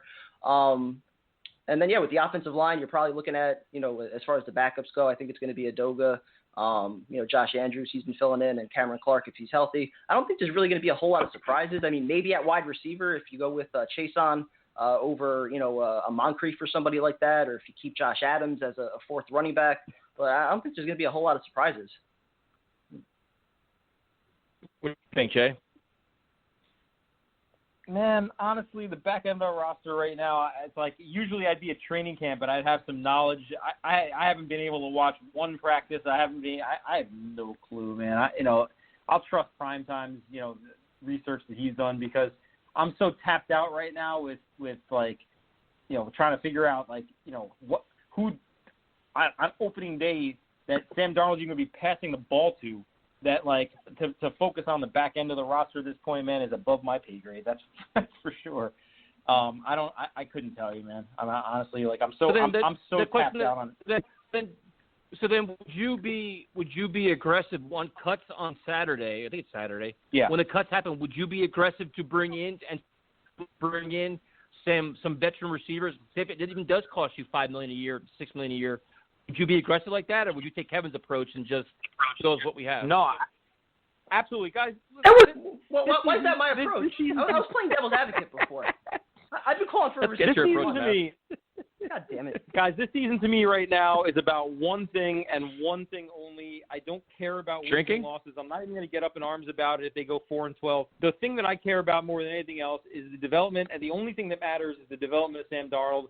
If wide receivers shake free that can catch passes in a professional football game, you have to sign them. I don't give a crap what the price is. If somebody frees up, would you think about it right now? Given the Jets' current situation, would you give Robbie Anderson right now a 1-year deal for $12 million if he was a free agent? Of course you would, right? So, they didn't sign Logan Ryan. I don't get that, but that's another story for another day. But meanwhile, I would absolutely, if veteran wide receivers shake free, you got to sign them. I mean, I can't even believe I'm saying this. It makes me just ill. Like, I want to throw up saying it. But, why isn't Demaryius Thomas here? Look at the roster of guys that were our starting wide receivers in practice today. What are we waiting for? I mean, we're literally a week and a half away from Demaryius Thomas. I don't want to do it, but who's out there? Who's out there that can catch a pass? No, I'm being really serious. It's really scary, dude. This is like The media is billing this through the mouthpiece of Adam Gase. The media is billing this season as make or break for Sam Darnold. Like that, like they're putting the pressure on Sam Darnold. And you know what the New York media pressure does. It's only going to ramp up as the Jets start 1-6, and Sam Darnold is running around seeing ghosts and throwing 2-3 interceptions a game because he's got nobody to throw the ball to. Then, you know, we're in dangerous territory right here of either ruining Sam Darnold or the media and the fans chasing him out of town after this year. You have to get him some weapons. You can't go into week one with these guys that they have on the roster right now. It's unacceptable. You can't. It's malpractice. Can't do it. So I don't give a crap if it burns up all the cap space because you know what? If that's going to make Sam Darnold more comfortable back there, that he has actual professionals to throw the ball to, so be it. $5 million done, $7 million done. If somebody frees up, you got to get wide receivers. I mean, you just have to, whoever that is. If you caught balls of the game, I'd like to see Primetime out there. I've seen him catch some passes. That dude's got good hands. Put him out there. Bring back Eric Decker, Brandon Marshall. Eric Decker, Des Bryant, I don't care. Bring in somebody that is professional experience. Antonio Brown. Crazy. I can't even believe I'm saying it. It's just it really makes me sick. David Nelson. You tend to be have a good pulse of sports gambling. We're 10 days away, whatever it is. Jets Bills. What would be your spread as of today for the game? I already told you. I told you last week, and the spread keeps. I said 9 last week. I'm going all the way up to 12 this week. I'm going to 12. If you Jets plus 12, and I'm still taking the Bills. Would you feel comfortable taking the Jets plus 12? No. How comfortable would you feel with that bet? Not at all. Now with the injury report, not comfortable at all. But if we get some guys back in the next few days, it wouldn't shock me if they covered that spread. I don't think they would win the game. I mean, it wouldn't shock me, but don't you think that sounds about right as what the spread probably should be? I mean, they have I don't think they have much of a chance in this game. I'd like to be pleasantly surprised. So go out. Look, I say that I'm not excited at 12:55 when I'm about to watch kickoff. I'm going to be excited. So when that ball's kicked off, and the Jets, inevitably give up a opening drive touchdown, then I'll start to be pissed off again. But I'll be excited if the Jets come out and surprise me. Yes, something crazy will happen, man. First play of the game. Remember, Kev, remember when we were so excited about seeing Christian Hackenberg, in his second preseason? His first pass was a pick six. We had just gotten to Iron Bar. We were all fired. I think it was the same night as the Pacquiao Mayweather fight, right, or something like that, or it was maybe the Conor McGregor fight. Yeah. So we went there. We were all fired up to watch the fight and to watch Christian Hackenberg. Man, it was like we had just sat down. We didn't even get our beer yet, and that dude threw a pick six. I feel like it. And then Sam Darnold's first pass as a pro, pick six. It's like it's amazing how fast things turn for us. Now Sam turned it around. Obviously Hackenberg did not, but I don't know, guys. I mean, I'm not. I'm upset, man. This is rough, but we've been saying it all along, so it's not like it's a surprise, so I guess it won't hurt as bad if this season goes the way that I think it's going to go. It'll just be what it is. Jay, thanks for calling, man. We appreciate it. Appreciate you guys. Go Jets. Talking, man. This show, it's like week by week, man. Like I don't know how we have any listeners left. I don't shout out to everybody overseas. I blame you for this one. I blame you for this week. Why me? I came fully prepared tonight to discuss the 55-man roster, who was going to make it, who wasn't, and you had to start with the injury report and get me all pissed off. So I blame you. So it's okay. Then let's hear this injury report thing. Let's bring Tyrone back on. Hold on. Or let's Tyrone. Kevin's accusing. I hate talking about the injuries. No. I mean, so Tyrone, Kevin's now blaming this shitty show on me because I'm talking about the injury report. So let's talk about the 53 or 55-man roster. Okay, Primetime. Let's have a professional, educated discussion here. Let's go for it. Well, again, so you have an extra 2 spots this year. So where are you giving those 2 spots to? Are you keeping 4 quarterbacks? Are you keeping 4 running backs? Do you go with 7 wideouts? And then, the fact that Hold on. Let's go position. Go position by position. Okay. Hold on. Position by position. Here's the first fucking problem. Why do you have Joe Flacco if he's not even able to play for 3 more weeks? Well, Flacco's probably going to start the year on the pup. So I don't think that's going to take a roster spot. So you're probably going to carry Mike White to start the season with James Morgan, and then once Flacco's back, you'll get rid of Mike White. What What a joke of a quarterback position. What an absolute joke. If we need the backup to play, we're not winning anyway. I know that's a terrible mindset to have, but being realistic, if Darnold's out, I hate. But we're talking about 1 or 2 weeks, and then Flacco should be back. So I mean, are we really signing another veteran quarterback just for the odd chance that Darnold misses week 1 or week 2? Why not? I don't know. When we have all the holes that we have right now at receiver and everywhere else, we're going to complain about that. I think there's bigger needs right now. Because all of a sudden now Mike White and David Fields are so fucking important? If they're needed to be on the field, or if Sam Darnold's not on the field, we're not winning. We're probably going to struggle as it is with him. So. Well, the funny part is we'll go to running back position. So running back I think is pretty. Running back's pretty straightforward. It's going to be Le'Veon Bell and Frank Gore as the locks. P. Ryan's going to be here, but I think you have questions maybe if he's going to start on the PUP. I don't know if he can or not. Or not the PUP, the IR. I don't know how many weeks he's supposed to be out. I know there wasn't any ligament damage on the sprained ankle today, so I guess if it's only a couple weeks, you probably just keep him on the roster. And then it becomes whether or not you go with a fourth back in Josh Adams or if you bring in that running back Guerrero. I could deal with I'm not worried about that. That part I don't have that part I actually don't have a problem with. But I can't wait to get the receivers because prior time you said something, you like 7 receivers. We don't got 3 fucking healthy. So how do you do that? Right now we don't, but within 5 days there's a good chance that Perriman and Mims are back on the field. I don't think Crowder's injury is going to be long term, and you still have Berrios out there. I would suspect Hogan's going to make the roster, and then I think the last 2 spots are probably up for grabs. I know people think it's going to be Moncrief, but I don't think they're going to keep Moncrief, to be honest with you. I know they just put in the claim on Montgomery. I think him, Cager, if he's not seriously hurt, he was impressive in camp. And then you have Chason also, who's been making some plays, and he has return ability. So I think that kind of gives him and Berrios a leg up on guys like Moncrief. So 7 receivers? I think so. Okay.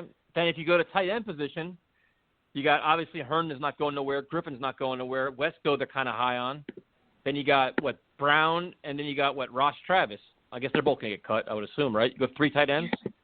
Probably 3 tight ends unless you go with Daniel Brown as, the extra blocking tight end. If you have some concerns about Griffin, who had the ankle surgery, and, there's some questions there. I think that would be the only way you keep 4, but most likely I think it's going to be the 3.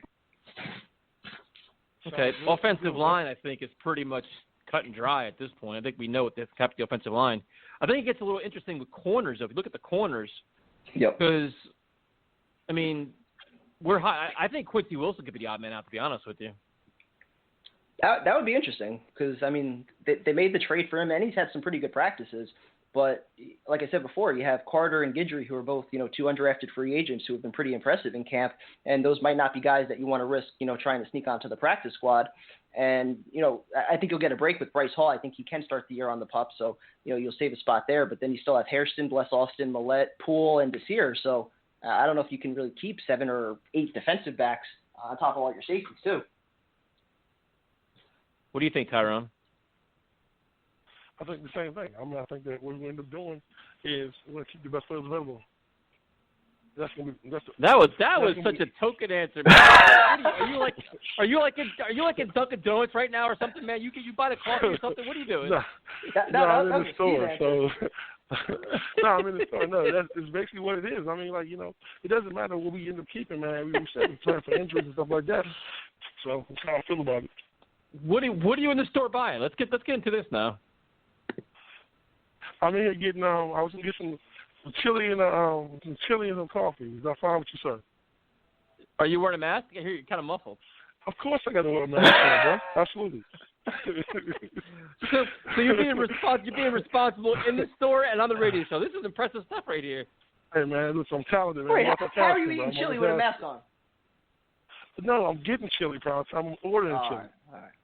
How do you get your chili, man? You like it spicy with extra peppers, or you put any cheese on it? What do you do with it? Cheese and extra peppers, man. Of course. Jalapenos? Yes. There you go. All right, we approve. We'll let you eat that. Okay, thank you. Appreciate you, man. Appreciate you. Thank you, guys. So then if you look at the safety position prime time, they have a lot of safeties, actually. You got Farley, you got Bennett Jackson. Obviously, May, McDougal, and Davis are going to make it. How many safeties are you keeping? I keep saying 4, but beyond May, McDougal, and Davis, I don't really know where that 4th spot's going to go. I mean, you can make the argument, I guess, for Bennett Jackson. He was here a little bit last year, but I personally wouldn't have an issue getting rid of both of those guys and just stacking up with extra corners and wide receivers and, really just working with those 3 safeties. This could be in the best position on the team, you know what I mean? Because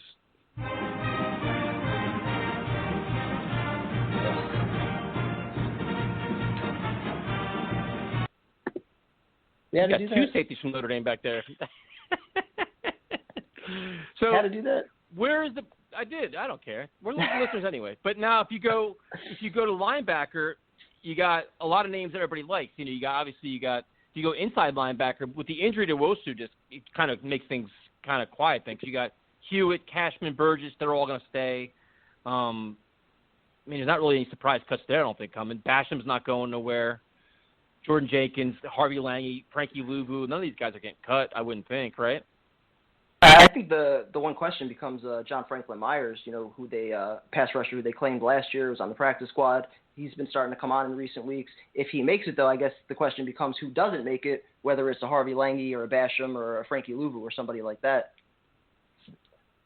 Yeah, I think with the Luvu. I've been really hearing Luvu has been really killing it at practice. You know what I'm saying? So I think Luvu makes it, and I hope Basham makes it. Especially that speed. Right now, yep. But ain't Basham hurt right now though? Did he get hurt a couple weeks ago? Yep. Yeah. So that's.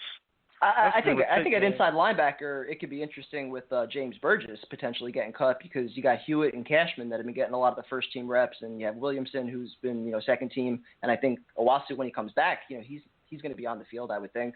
So you wonder if there's really a need for Burgess as your 5th potentially inside linebacker. Yeah, but if Owasu's out 4 or 5 weeks though, depends on how they handle it. It's not like he can't hold the fort for for a couple of weeks until Owasu gets back. How do you feel about Avery Williams though? Do you think that with him playing backup, so you think that you trust his knee to have him to be your backup? But I personally didn't trust him at all this season. I was ready to cut him months ago. I think he's a decent player, but there's definitely questions.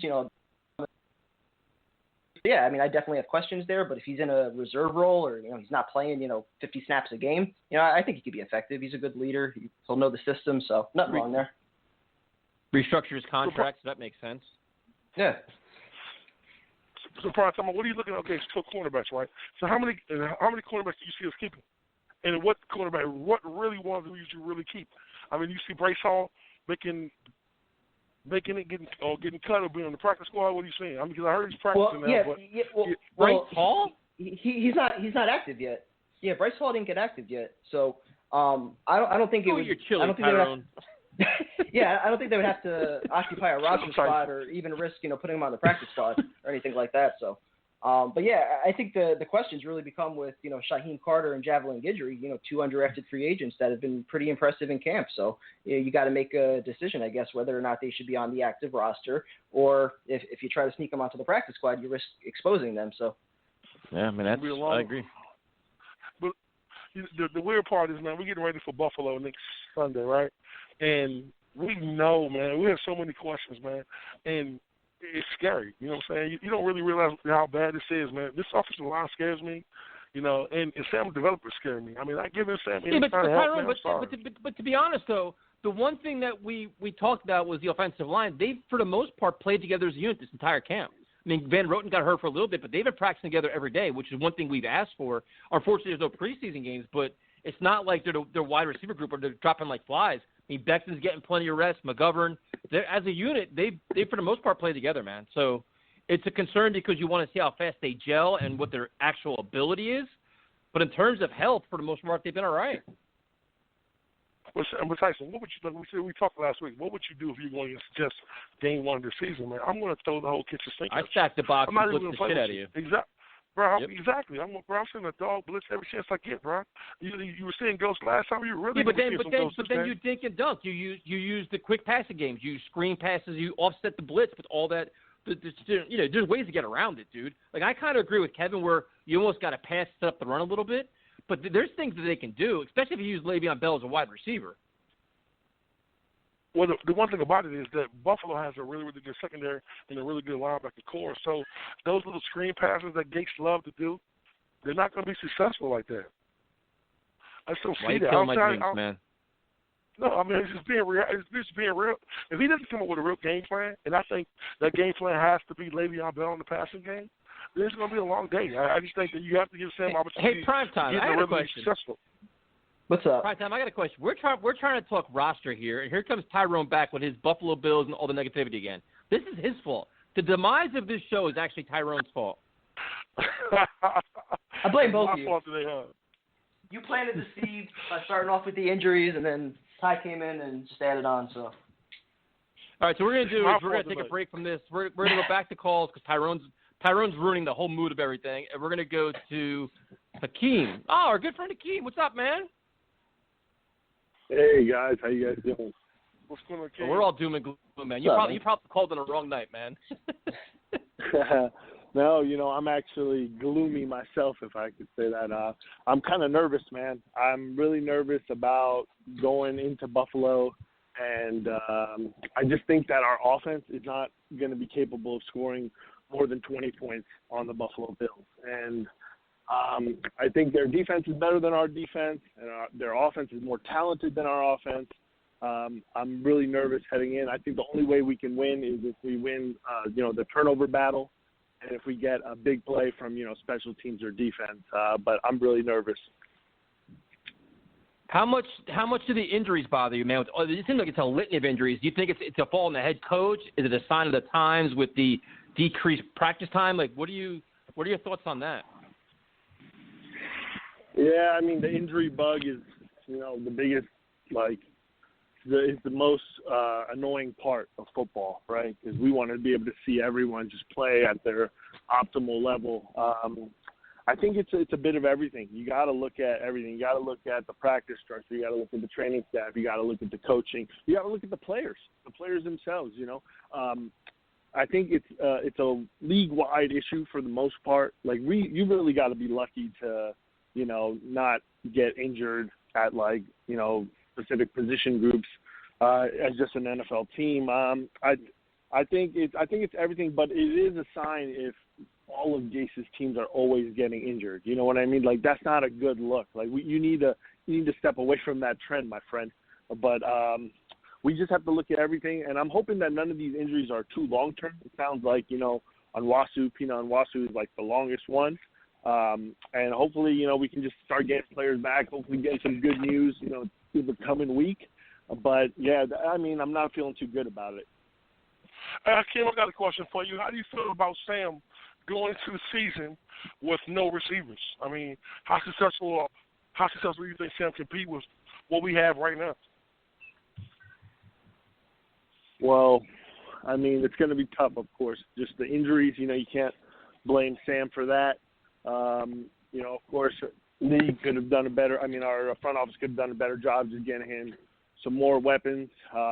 Maybe at least another big name target or a good go-to guy, but that didn't happen, right? So, I'm the biggest Sam Darnold fan in the world, maybe besides Joe. So I totally have belief that he can do anything. He can make, chicken salad out of chicken, right? So, he's just. I truly believe he's the best thing that's going for the Jets, and I think we got to use a lot of double tight end sets until we get our receivers healthy. We got to use a lot of even Wesco as a fullback a lot. We got to go big up front, heavy, and then of course, like you guys were mentioning, they're just going to stack the box, man. And Buffalo Bills, they're not like a new defense with new coaching staff. They're loaded on defense, man. It's going to be tough. But I think the advantage that we definitely have over the Bills is Sam Darnold over Josh Allen. I think Josh is more prone to the mistakes and the bad throws, and Sam has more potential for pulling, the magic or the rabbit out of his hat and making plays. So, I don't think we're gonna win, but I think we have a chance. But it's gonna take a lot of big plays for us to win. But Josh Allen has a lot more help. What do you think, Prime Time? Can't argue. Josh Allen, he's been set up perfectly. I mean, we've talked about this for weeks. He's been set up perfect for success. I have a lot of questions about him as, a franchise quarterback, but like Sanchez, he's been set up early for success, so I think he's going to, experience that success as far as wins go, much more than Sam Darnold. But, Hakeem, I got a question for you, man. What are you expecting any surprise roster cuts coming up in these next few days, or things going to go, kind of as we anticipate? No, I mean, I think there could be some surprise cuts based on, what the trade compensation is for, specific players. Quincy Wilson in particular. I know we gave up a 6 for him. I don't know if we would get a 6 back if he didn't make the, final roster. Probably not. But I don't know if Joe Douglas is going to play those games. But I think the biggest surprise cut could be, and I don't want him to get cut, but is Jonathan Harrison. Just because he's a little bit pricier than our other backup offensive linemen. I don't want him to because I think Joe Douglas really values offensive linemen. So, but I think that would be a surprise cut. I want to throw a name out there that's not mentioned often. But I would. Who's your backup center then? Go. Exactly. You don't have a backup center. Even back then Winters could play it. So, we need him. It's only because I see the value and then the cut that you can get. Look, Joe Douglas is a freaking no-nonsense negotiator. You can tell with that restructure with Avery Williamson, this guy is not messing around. I was surprised that Avery even took that restructure, but his knee might not be what it is, And I know you mentioned Josh Allen to Mark Sanchez. I just wanted to touch on that a little bit. It's just that I do see it in that similar way that Buffalo has really set him up for success.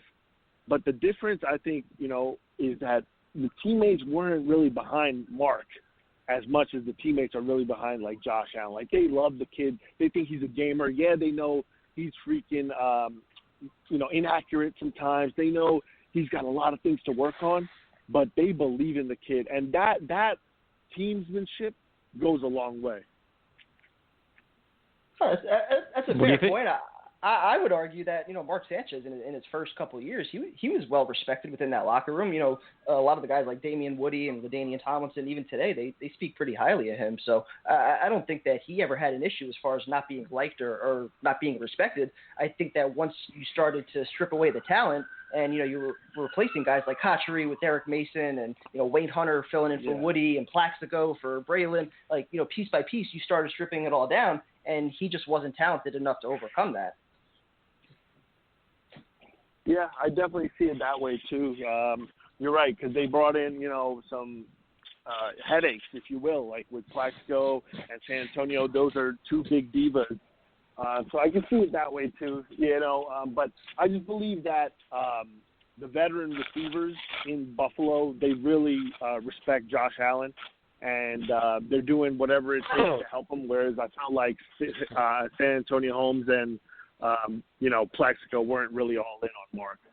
But that's towards the end of was going down, Go ahead, sorry. No, you're good. They're going to respect him until he overthrows them. But I'll say this right here. If we had Sam instead of Mark Sanchez, we would have played for a Super Bowl. And I just want you to understand that. Don't go back to this again. Don't go back to this again. Sanchez was not the problem those years. We've had this discussion. We don't need to go back to it. Sanchez was not the problem for the Jets not getting to the Super Bowl in 2 years. He was not the issue. I understand that prime time, but listen. Don't go back there. Up, man. What Sam has to the ball? Listen, since Sam's been here, who's been Sam's number one receiver? I'm just asking. Anybody? Robbie. Please. Robbie. Exactly. And Robbie's a what? The number what? 2? Maybe 3?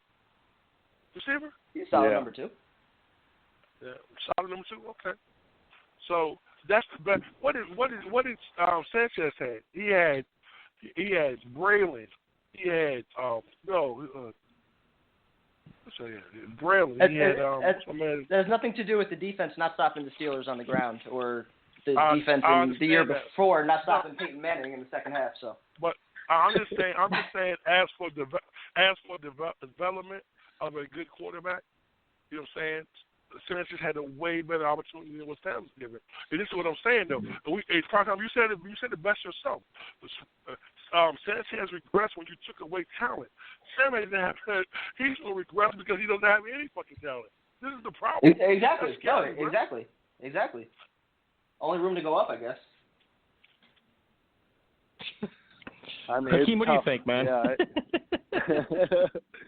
it's definitely tough. I mean, if we go back, if we want to look at it from back then, I think the biggest mistake we did was, letting Cotchery go and then letting Damian Woody retire because, we were haggling with money.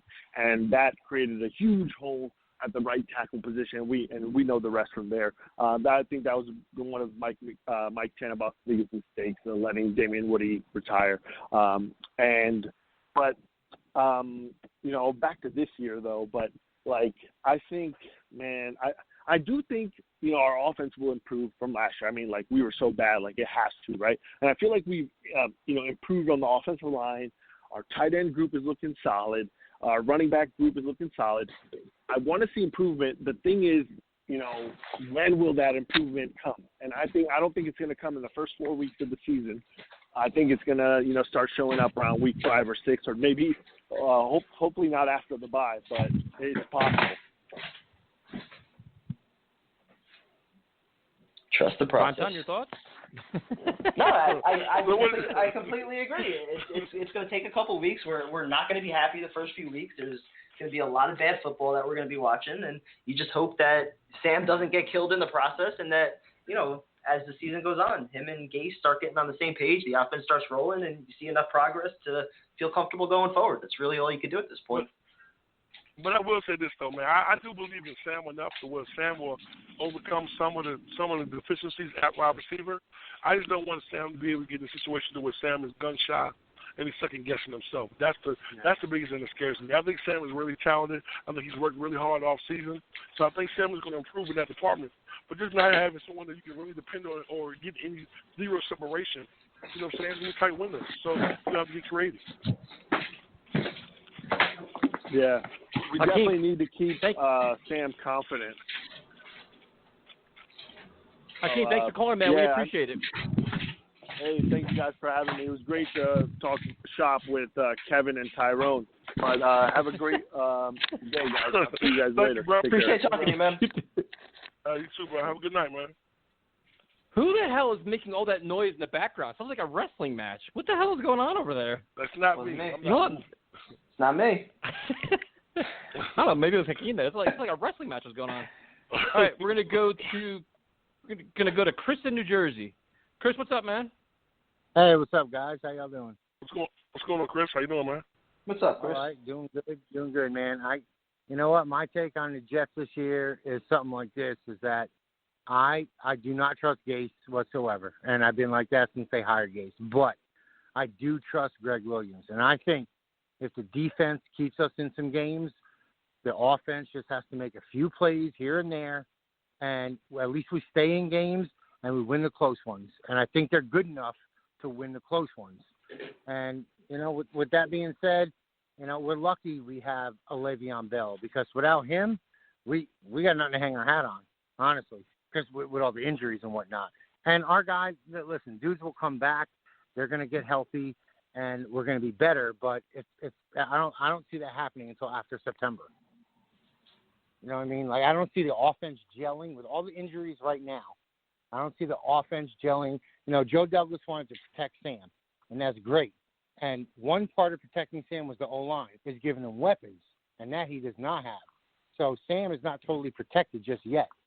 Sam needs to develop some chemistry with his offensive weapons so that, when we're in the close games and we need a big play, we can get one, because we can't just rely on dishing off to Bell or, Gore will get a big play here and there, but you know what?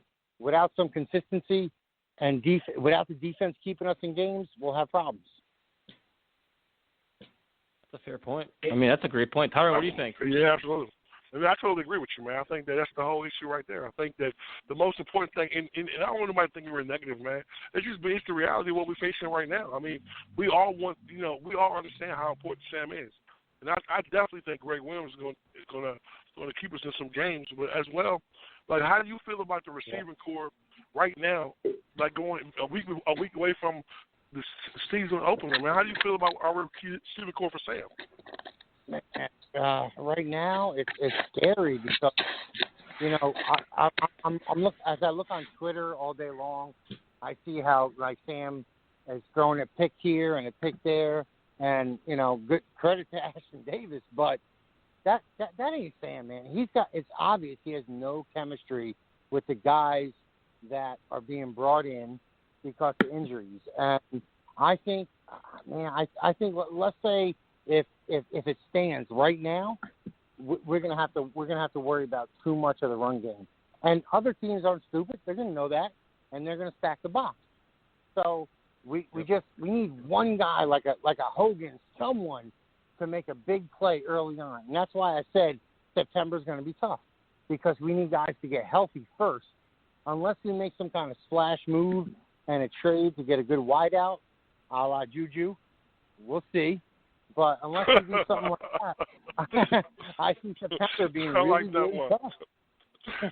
No, but Chris, you know what? Chris, you're actually looking for two things. You're looking for guys to get healthy and then guys to get in sync with Sam. So it's like there's like a litany of things that need to happen. It's probably not going to happen. You're right. Probably for the first 3 or 4 weeks, where it's like they just have to grind through it and figure it out. And hopefully nobody gets hurt and they can kind of stay competitive, because it's not going to be easy. And then the other thing is right now, like the Buffalo Bills, who are they legitimately scared about on our offense? Like obviously Bell has the ability, but like, you know, you could stack the line of scrimmage. Okay, listen, we're gonna stop your, but they're not. Maybe Herndon. Maybe Herndon could be the guy if he's healthy. Yeah, I mean, if I'm Buffalo, I'm saying this. I'm saying, look, if we cannot, or if we have a problem containing Bell, then number 2 is you got to watch Herndon. You know what I mean? Like, I'm not worried about the jet receivers if I'm on Buffalo's defense. I'm worried about the tight end, and I'm worried about number 26. Those are the 2 guys. And then you know what? That is not enough people to have an opposition be worried about. We need more than those 2. I mean, yes, Crowder can be dangerous, and he's underrated. But am I worried about him? No. But the good thing is that Sam Darnold he's going to read that, and he's going to see who they're keying on. But to answer the question, I'll tell you, if I know I got 26 contained, then I'm worried about Herndon after that, and that's it. You know? Well, No, good, Tyler, good. No, I would have to say that, man. I think Crowder is somebody you do have to worry about. I think the Crowder's game and what he does, he's so sneaky. He's so sneaky smooth. But I think Crowder definitely could be a factor for Sam. I think Crowder has to be a big piece of Sam to be successful this year, just because of the lack of other receivers that we have. And I'm not, and I was actually believing in Herndon until I started seeing these reports, and you guys made a great point. Like, I don't know if Tyson the Primetime said it best, but I mean, this guy's played. No, I think Jason. This guy's played 5 games. I mean, bro, his whole career consists of 5 games, and it's somebody we're supposed to depend on. So that's extremely scary, man. When you're trying to, have a quarterback compete. It is, and you know what? After watching last season with Herndon gone, it almost seems like, you know what? I think Sam has developed a good safety net with Crowder than anybody else. So that may affect Herndon's touches too. I don't see practice every day, but I see the games and I see what's going on, and I see how last year Sam kind of attached to Crowder the way his rookie year he attached to Herndon. So with that said, I think that, maybe Herndon will get more targets that way, and Crowder will get more targets, but at the same time, if I'm a defense, I still have to worry about Herndon. You know what I mean? Yep. I think they're both going to see plenty of targets, because they're the 2 best receiving options that you have that aren't Le'Veon Bell. So, That's true, but you also, you got to stretch the field.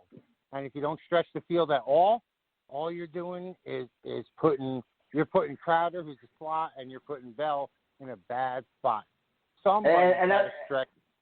Yeah, and that's what you start to worry about when you hear a lot of the training camp reports. When they do a lot of team drills, that it's been a lot of dink and dunk, where where the offense is struggling a little bit, and they're not really opening things up, and they don't have receivers that can get that separation. So.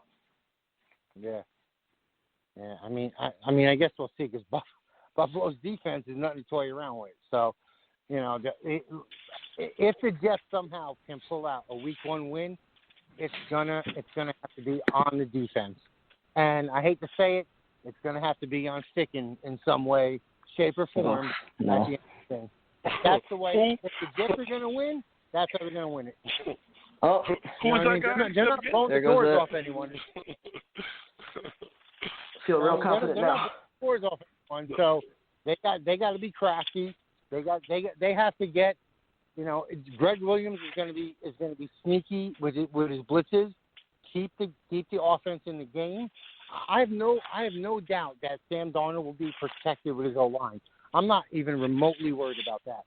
All I'm worried about is, okay, after you have your 3 seconds and you got no one to go to, oh boy, what happens next, right? Because Sam, he could run here and there, but he ain't a runner. So the offense has got to they got to razzle dazzle somehow, pick up a big play here and there to stay in the game, help the defense out because the defense is what's going to carry this team. No, I completely agree. Chris, thanks for calling in, man. All right. We appreciate it. All right, love the show, guys. Thank you. Appreciate no it. problem. Have a great Good night. night, Chris. Good night. All right, we're going to go to Mr. Gangrene. David, what's up, man? 23 injuries on the roster right now, and we're not even week 1 yet. I think we just broke a record. It's ridiculous, man. It is so ridiculous, man. It sucks the life out of you, to be honest with you, doesn't it? It does. And you know something funny? This isn't the first year that we've dealt with something like this.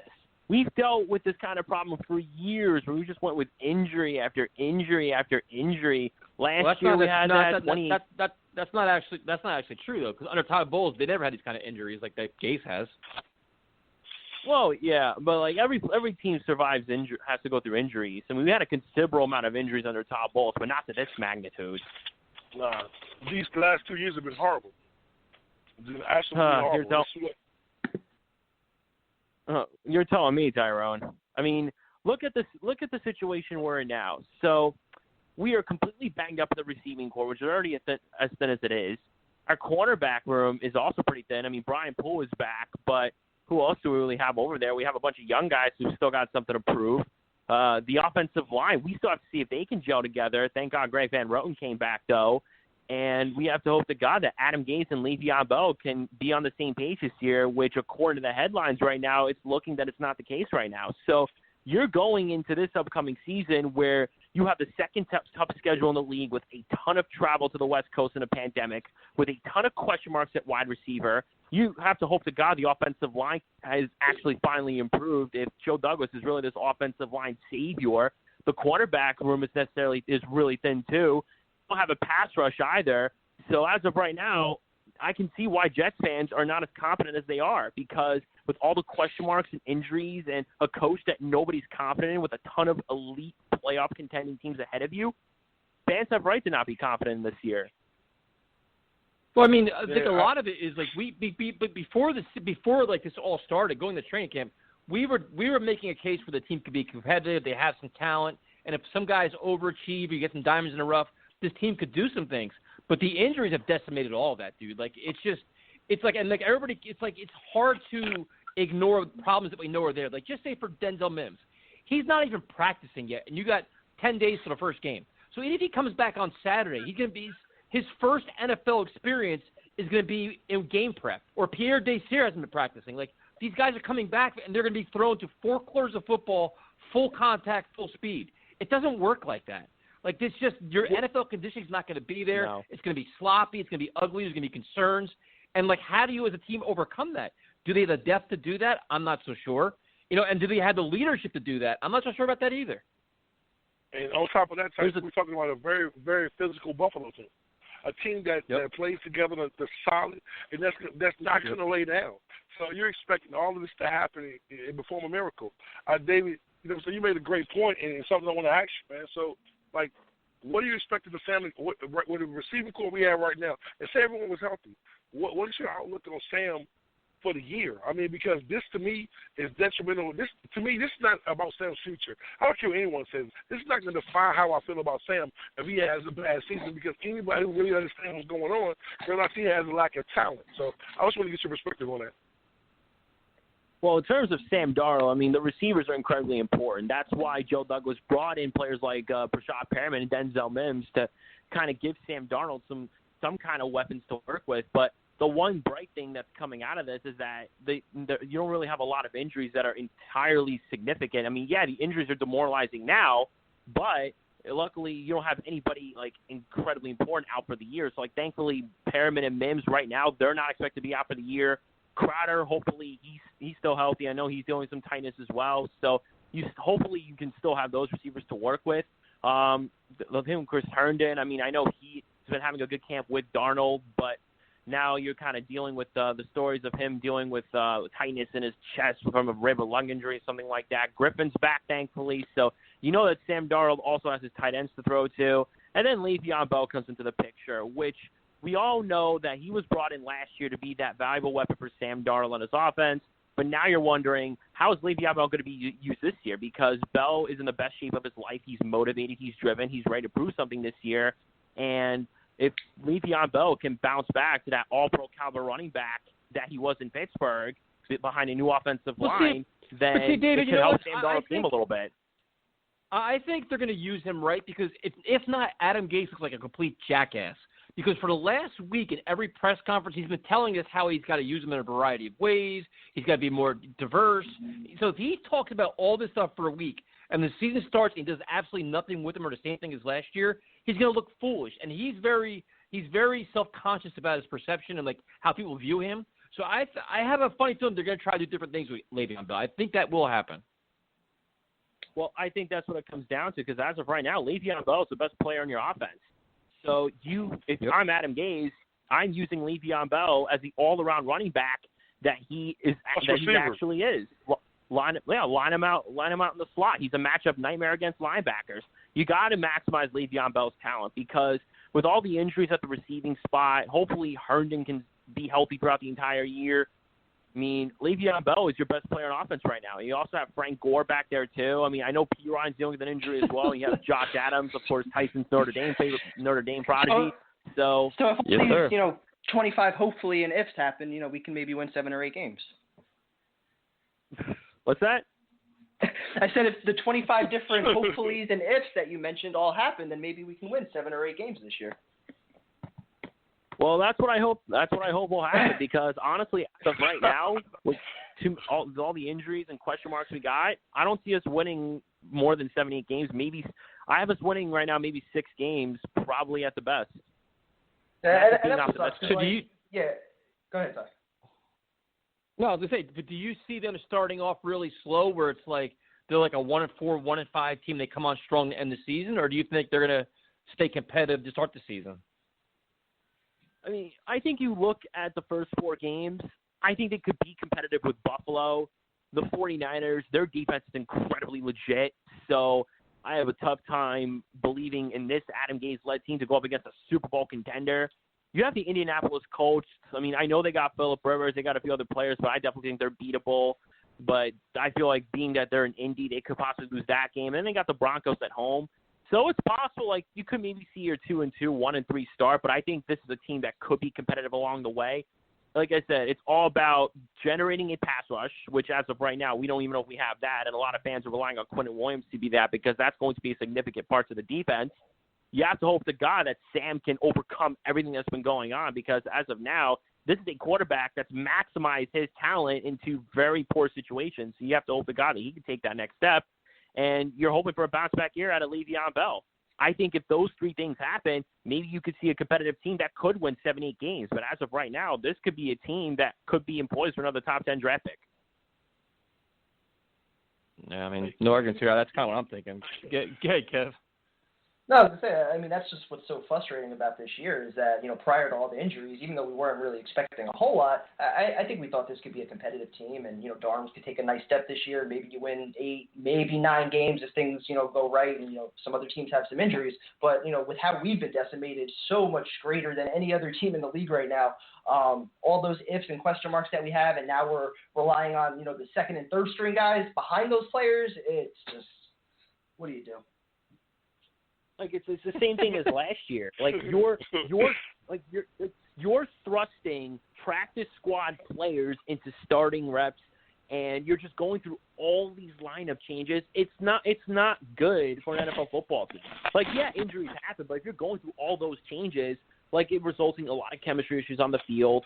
You're constantly having to change scheme after scheme if you're a defensive coordinator or offensive coordinator. Like the whole process becomes confusing at that point. What scares me more than anything is you're giving Sam different receivers to throw to every day, so there's no consistency. Mm-hmm. So when we hear Sam throwing multiple interceptions in practice, are these guys running the right routes?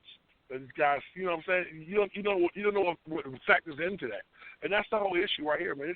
This is why it's so hard, man, to be a Jet fan and get happy. Like it's just, the theme of the show tonight. You know what I heard so many people say tonight? Yo, I hope God. I hope to God. That's bad, bro. When we haven't even started the hope season, and prayer. We have to hope. Exactly, man. We're you know what I'm saying? We're going to mass before the game starts, man. Praying to just show up. I mean, it's just crazy. It's just a lack. It's not a lack of talent. It's a lack of having a structure in the organization. And don't get me wrong. I understand Joe Douglas can't fix everything in one off season, but instead of being the most important piece, I wouldn't have cared if you wouldn't do anything on the defense. If you give this kid weapons, man, give this kid multiple receivers, give this kid somebody he can grow with. It doesn't even make sense to only take one receiver in this draft when, you plan on Sam's planning on being your future. Why not give him 2 or 3 guys he can grow with over the next 3 or 4 years that can expand and get better? I understand we have a large amount of money coming next year, but at the end of the day, it doesn't matter because who wants to come to an organization that's poorly run? Who wants to come to an organization where you know you're going to lose or your head coach might not be there? And we're asking this young man to come out here at 23 years old and perform at an NFL top 10 level. That's crazy to me. And you're not giving him talent. But don't get me wrong. I do think Sam is extremely talented. I think Sam will make some great plays this year. I don't want to see him regress, man, and start losing faith in the organization or losing faith in the team as well. I mean, that's difficult to have a franchise quarterback with no receivers. It's just, it's scary. It's the part of the Jets. And this is the one thing we were worried about when we were looking at quarterbacks in the 2018 draft class was how are we going to set up this quarterback in position to succeed? We haven't. I mean, you look at quarterbacks around the league like Josh Allen, Baker Mayfield, and even Lamar Jackson. They were put in positions to win. Strong head coaches, solid offensive lines, really good playmakers, and in a very well-run organization. And look where they're at now. Sam Darnold is probably the quarterback that's been incredibly demoralized throughout his career. He's played through piss-poor offensive lines, 2 piss-poor offensive systems, has relatively practice squad receivers to throw to, and people are blaming Sam Darnold for it, saying that Sam Darnold sucks and Sam Darnold's a bust. How about you actually stop looking at your Madden fantasies and your stats and your media headlines that are so desperate for clicks, and why don't you actually look at what's on the football field and what's around Sam Darnold, because this is a kid who's maximized his talent in the worst situations possible. This is what I think of this quarterback. Anybody who asks me that question, what has Sam Darnold ever done? I'll tell you what he's done. He's done everything he can to showcase his talent in bad situations. That's what I'm going to answer. Well, yeah, I mean, David, you look at Kyler Murray, Josh Allen, Baker Mayfield, even Daniel Jones, Drew Lock, Lamar Jackson. They're all in better situations than Sam Darnold. Every one of them. All the young quarterbacks are all in a much better spot. It's not even close. And how much better can Sam be with just one decent or 2 decent receivers? I mean, how much better could he be? And listen, Dave, you just alluded to Sam showing extreme talent with a lack of receivers. What if he had 1 or 2 receivers that could be there and perform for Sam, man? Sky's the limit for this kid. Anybody who doesn't understand that, man, kills me with that, man. It killed me with that. Sam's a bust. How is he a bust? How? Like, you know what I'm saying? You can't turn water into wine, baby. This is crazy.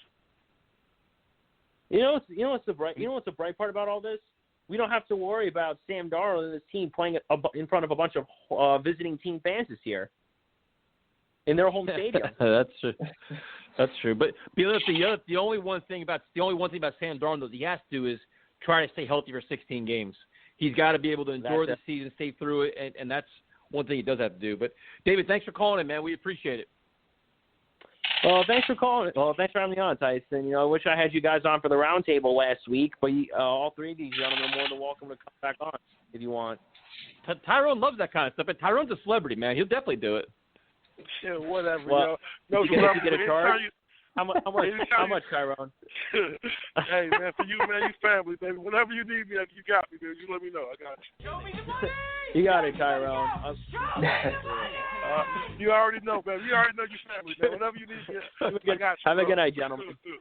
Have a good night, man. All right, hey, man, as we wrap things up. Go ahead, Tyrone. Don't be out here listening to my services, bro. Like, you know what I'm saying?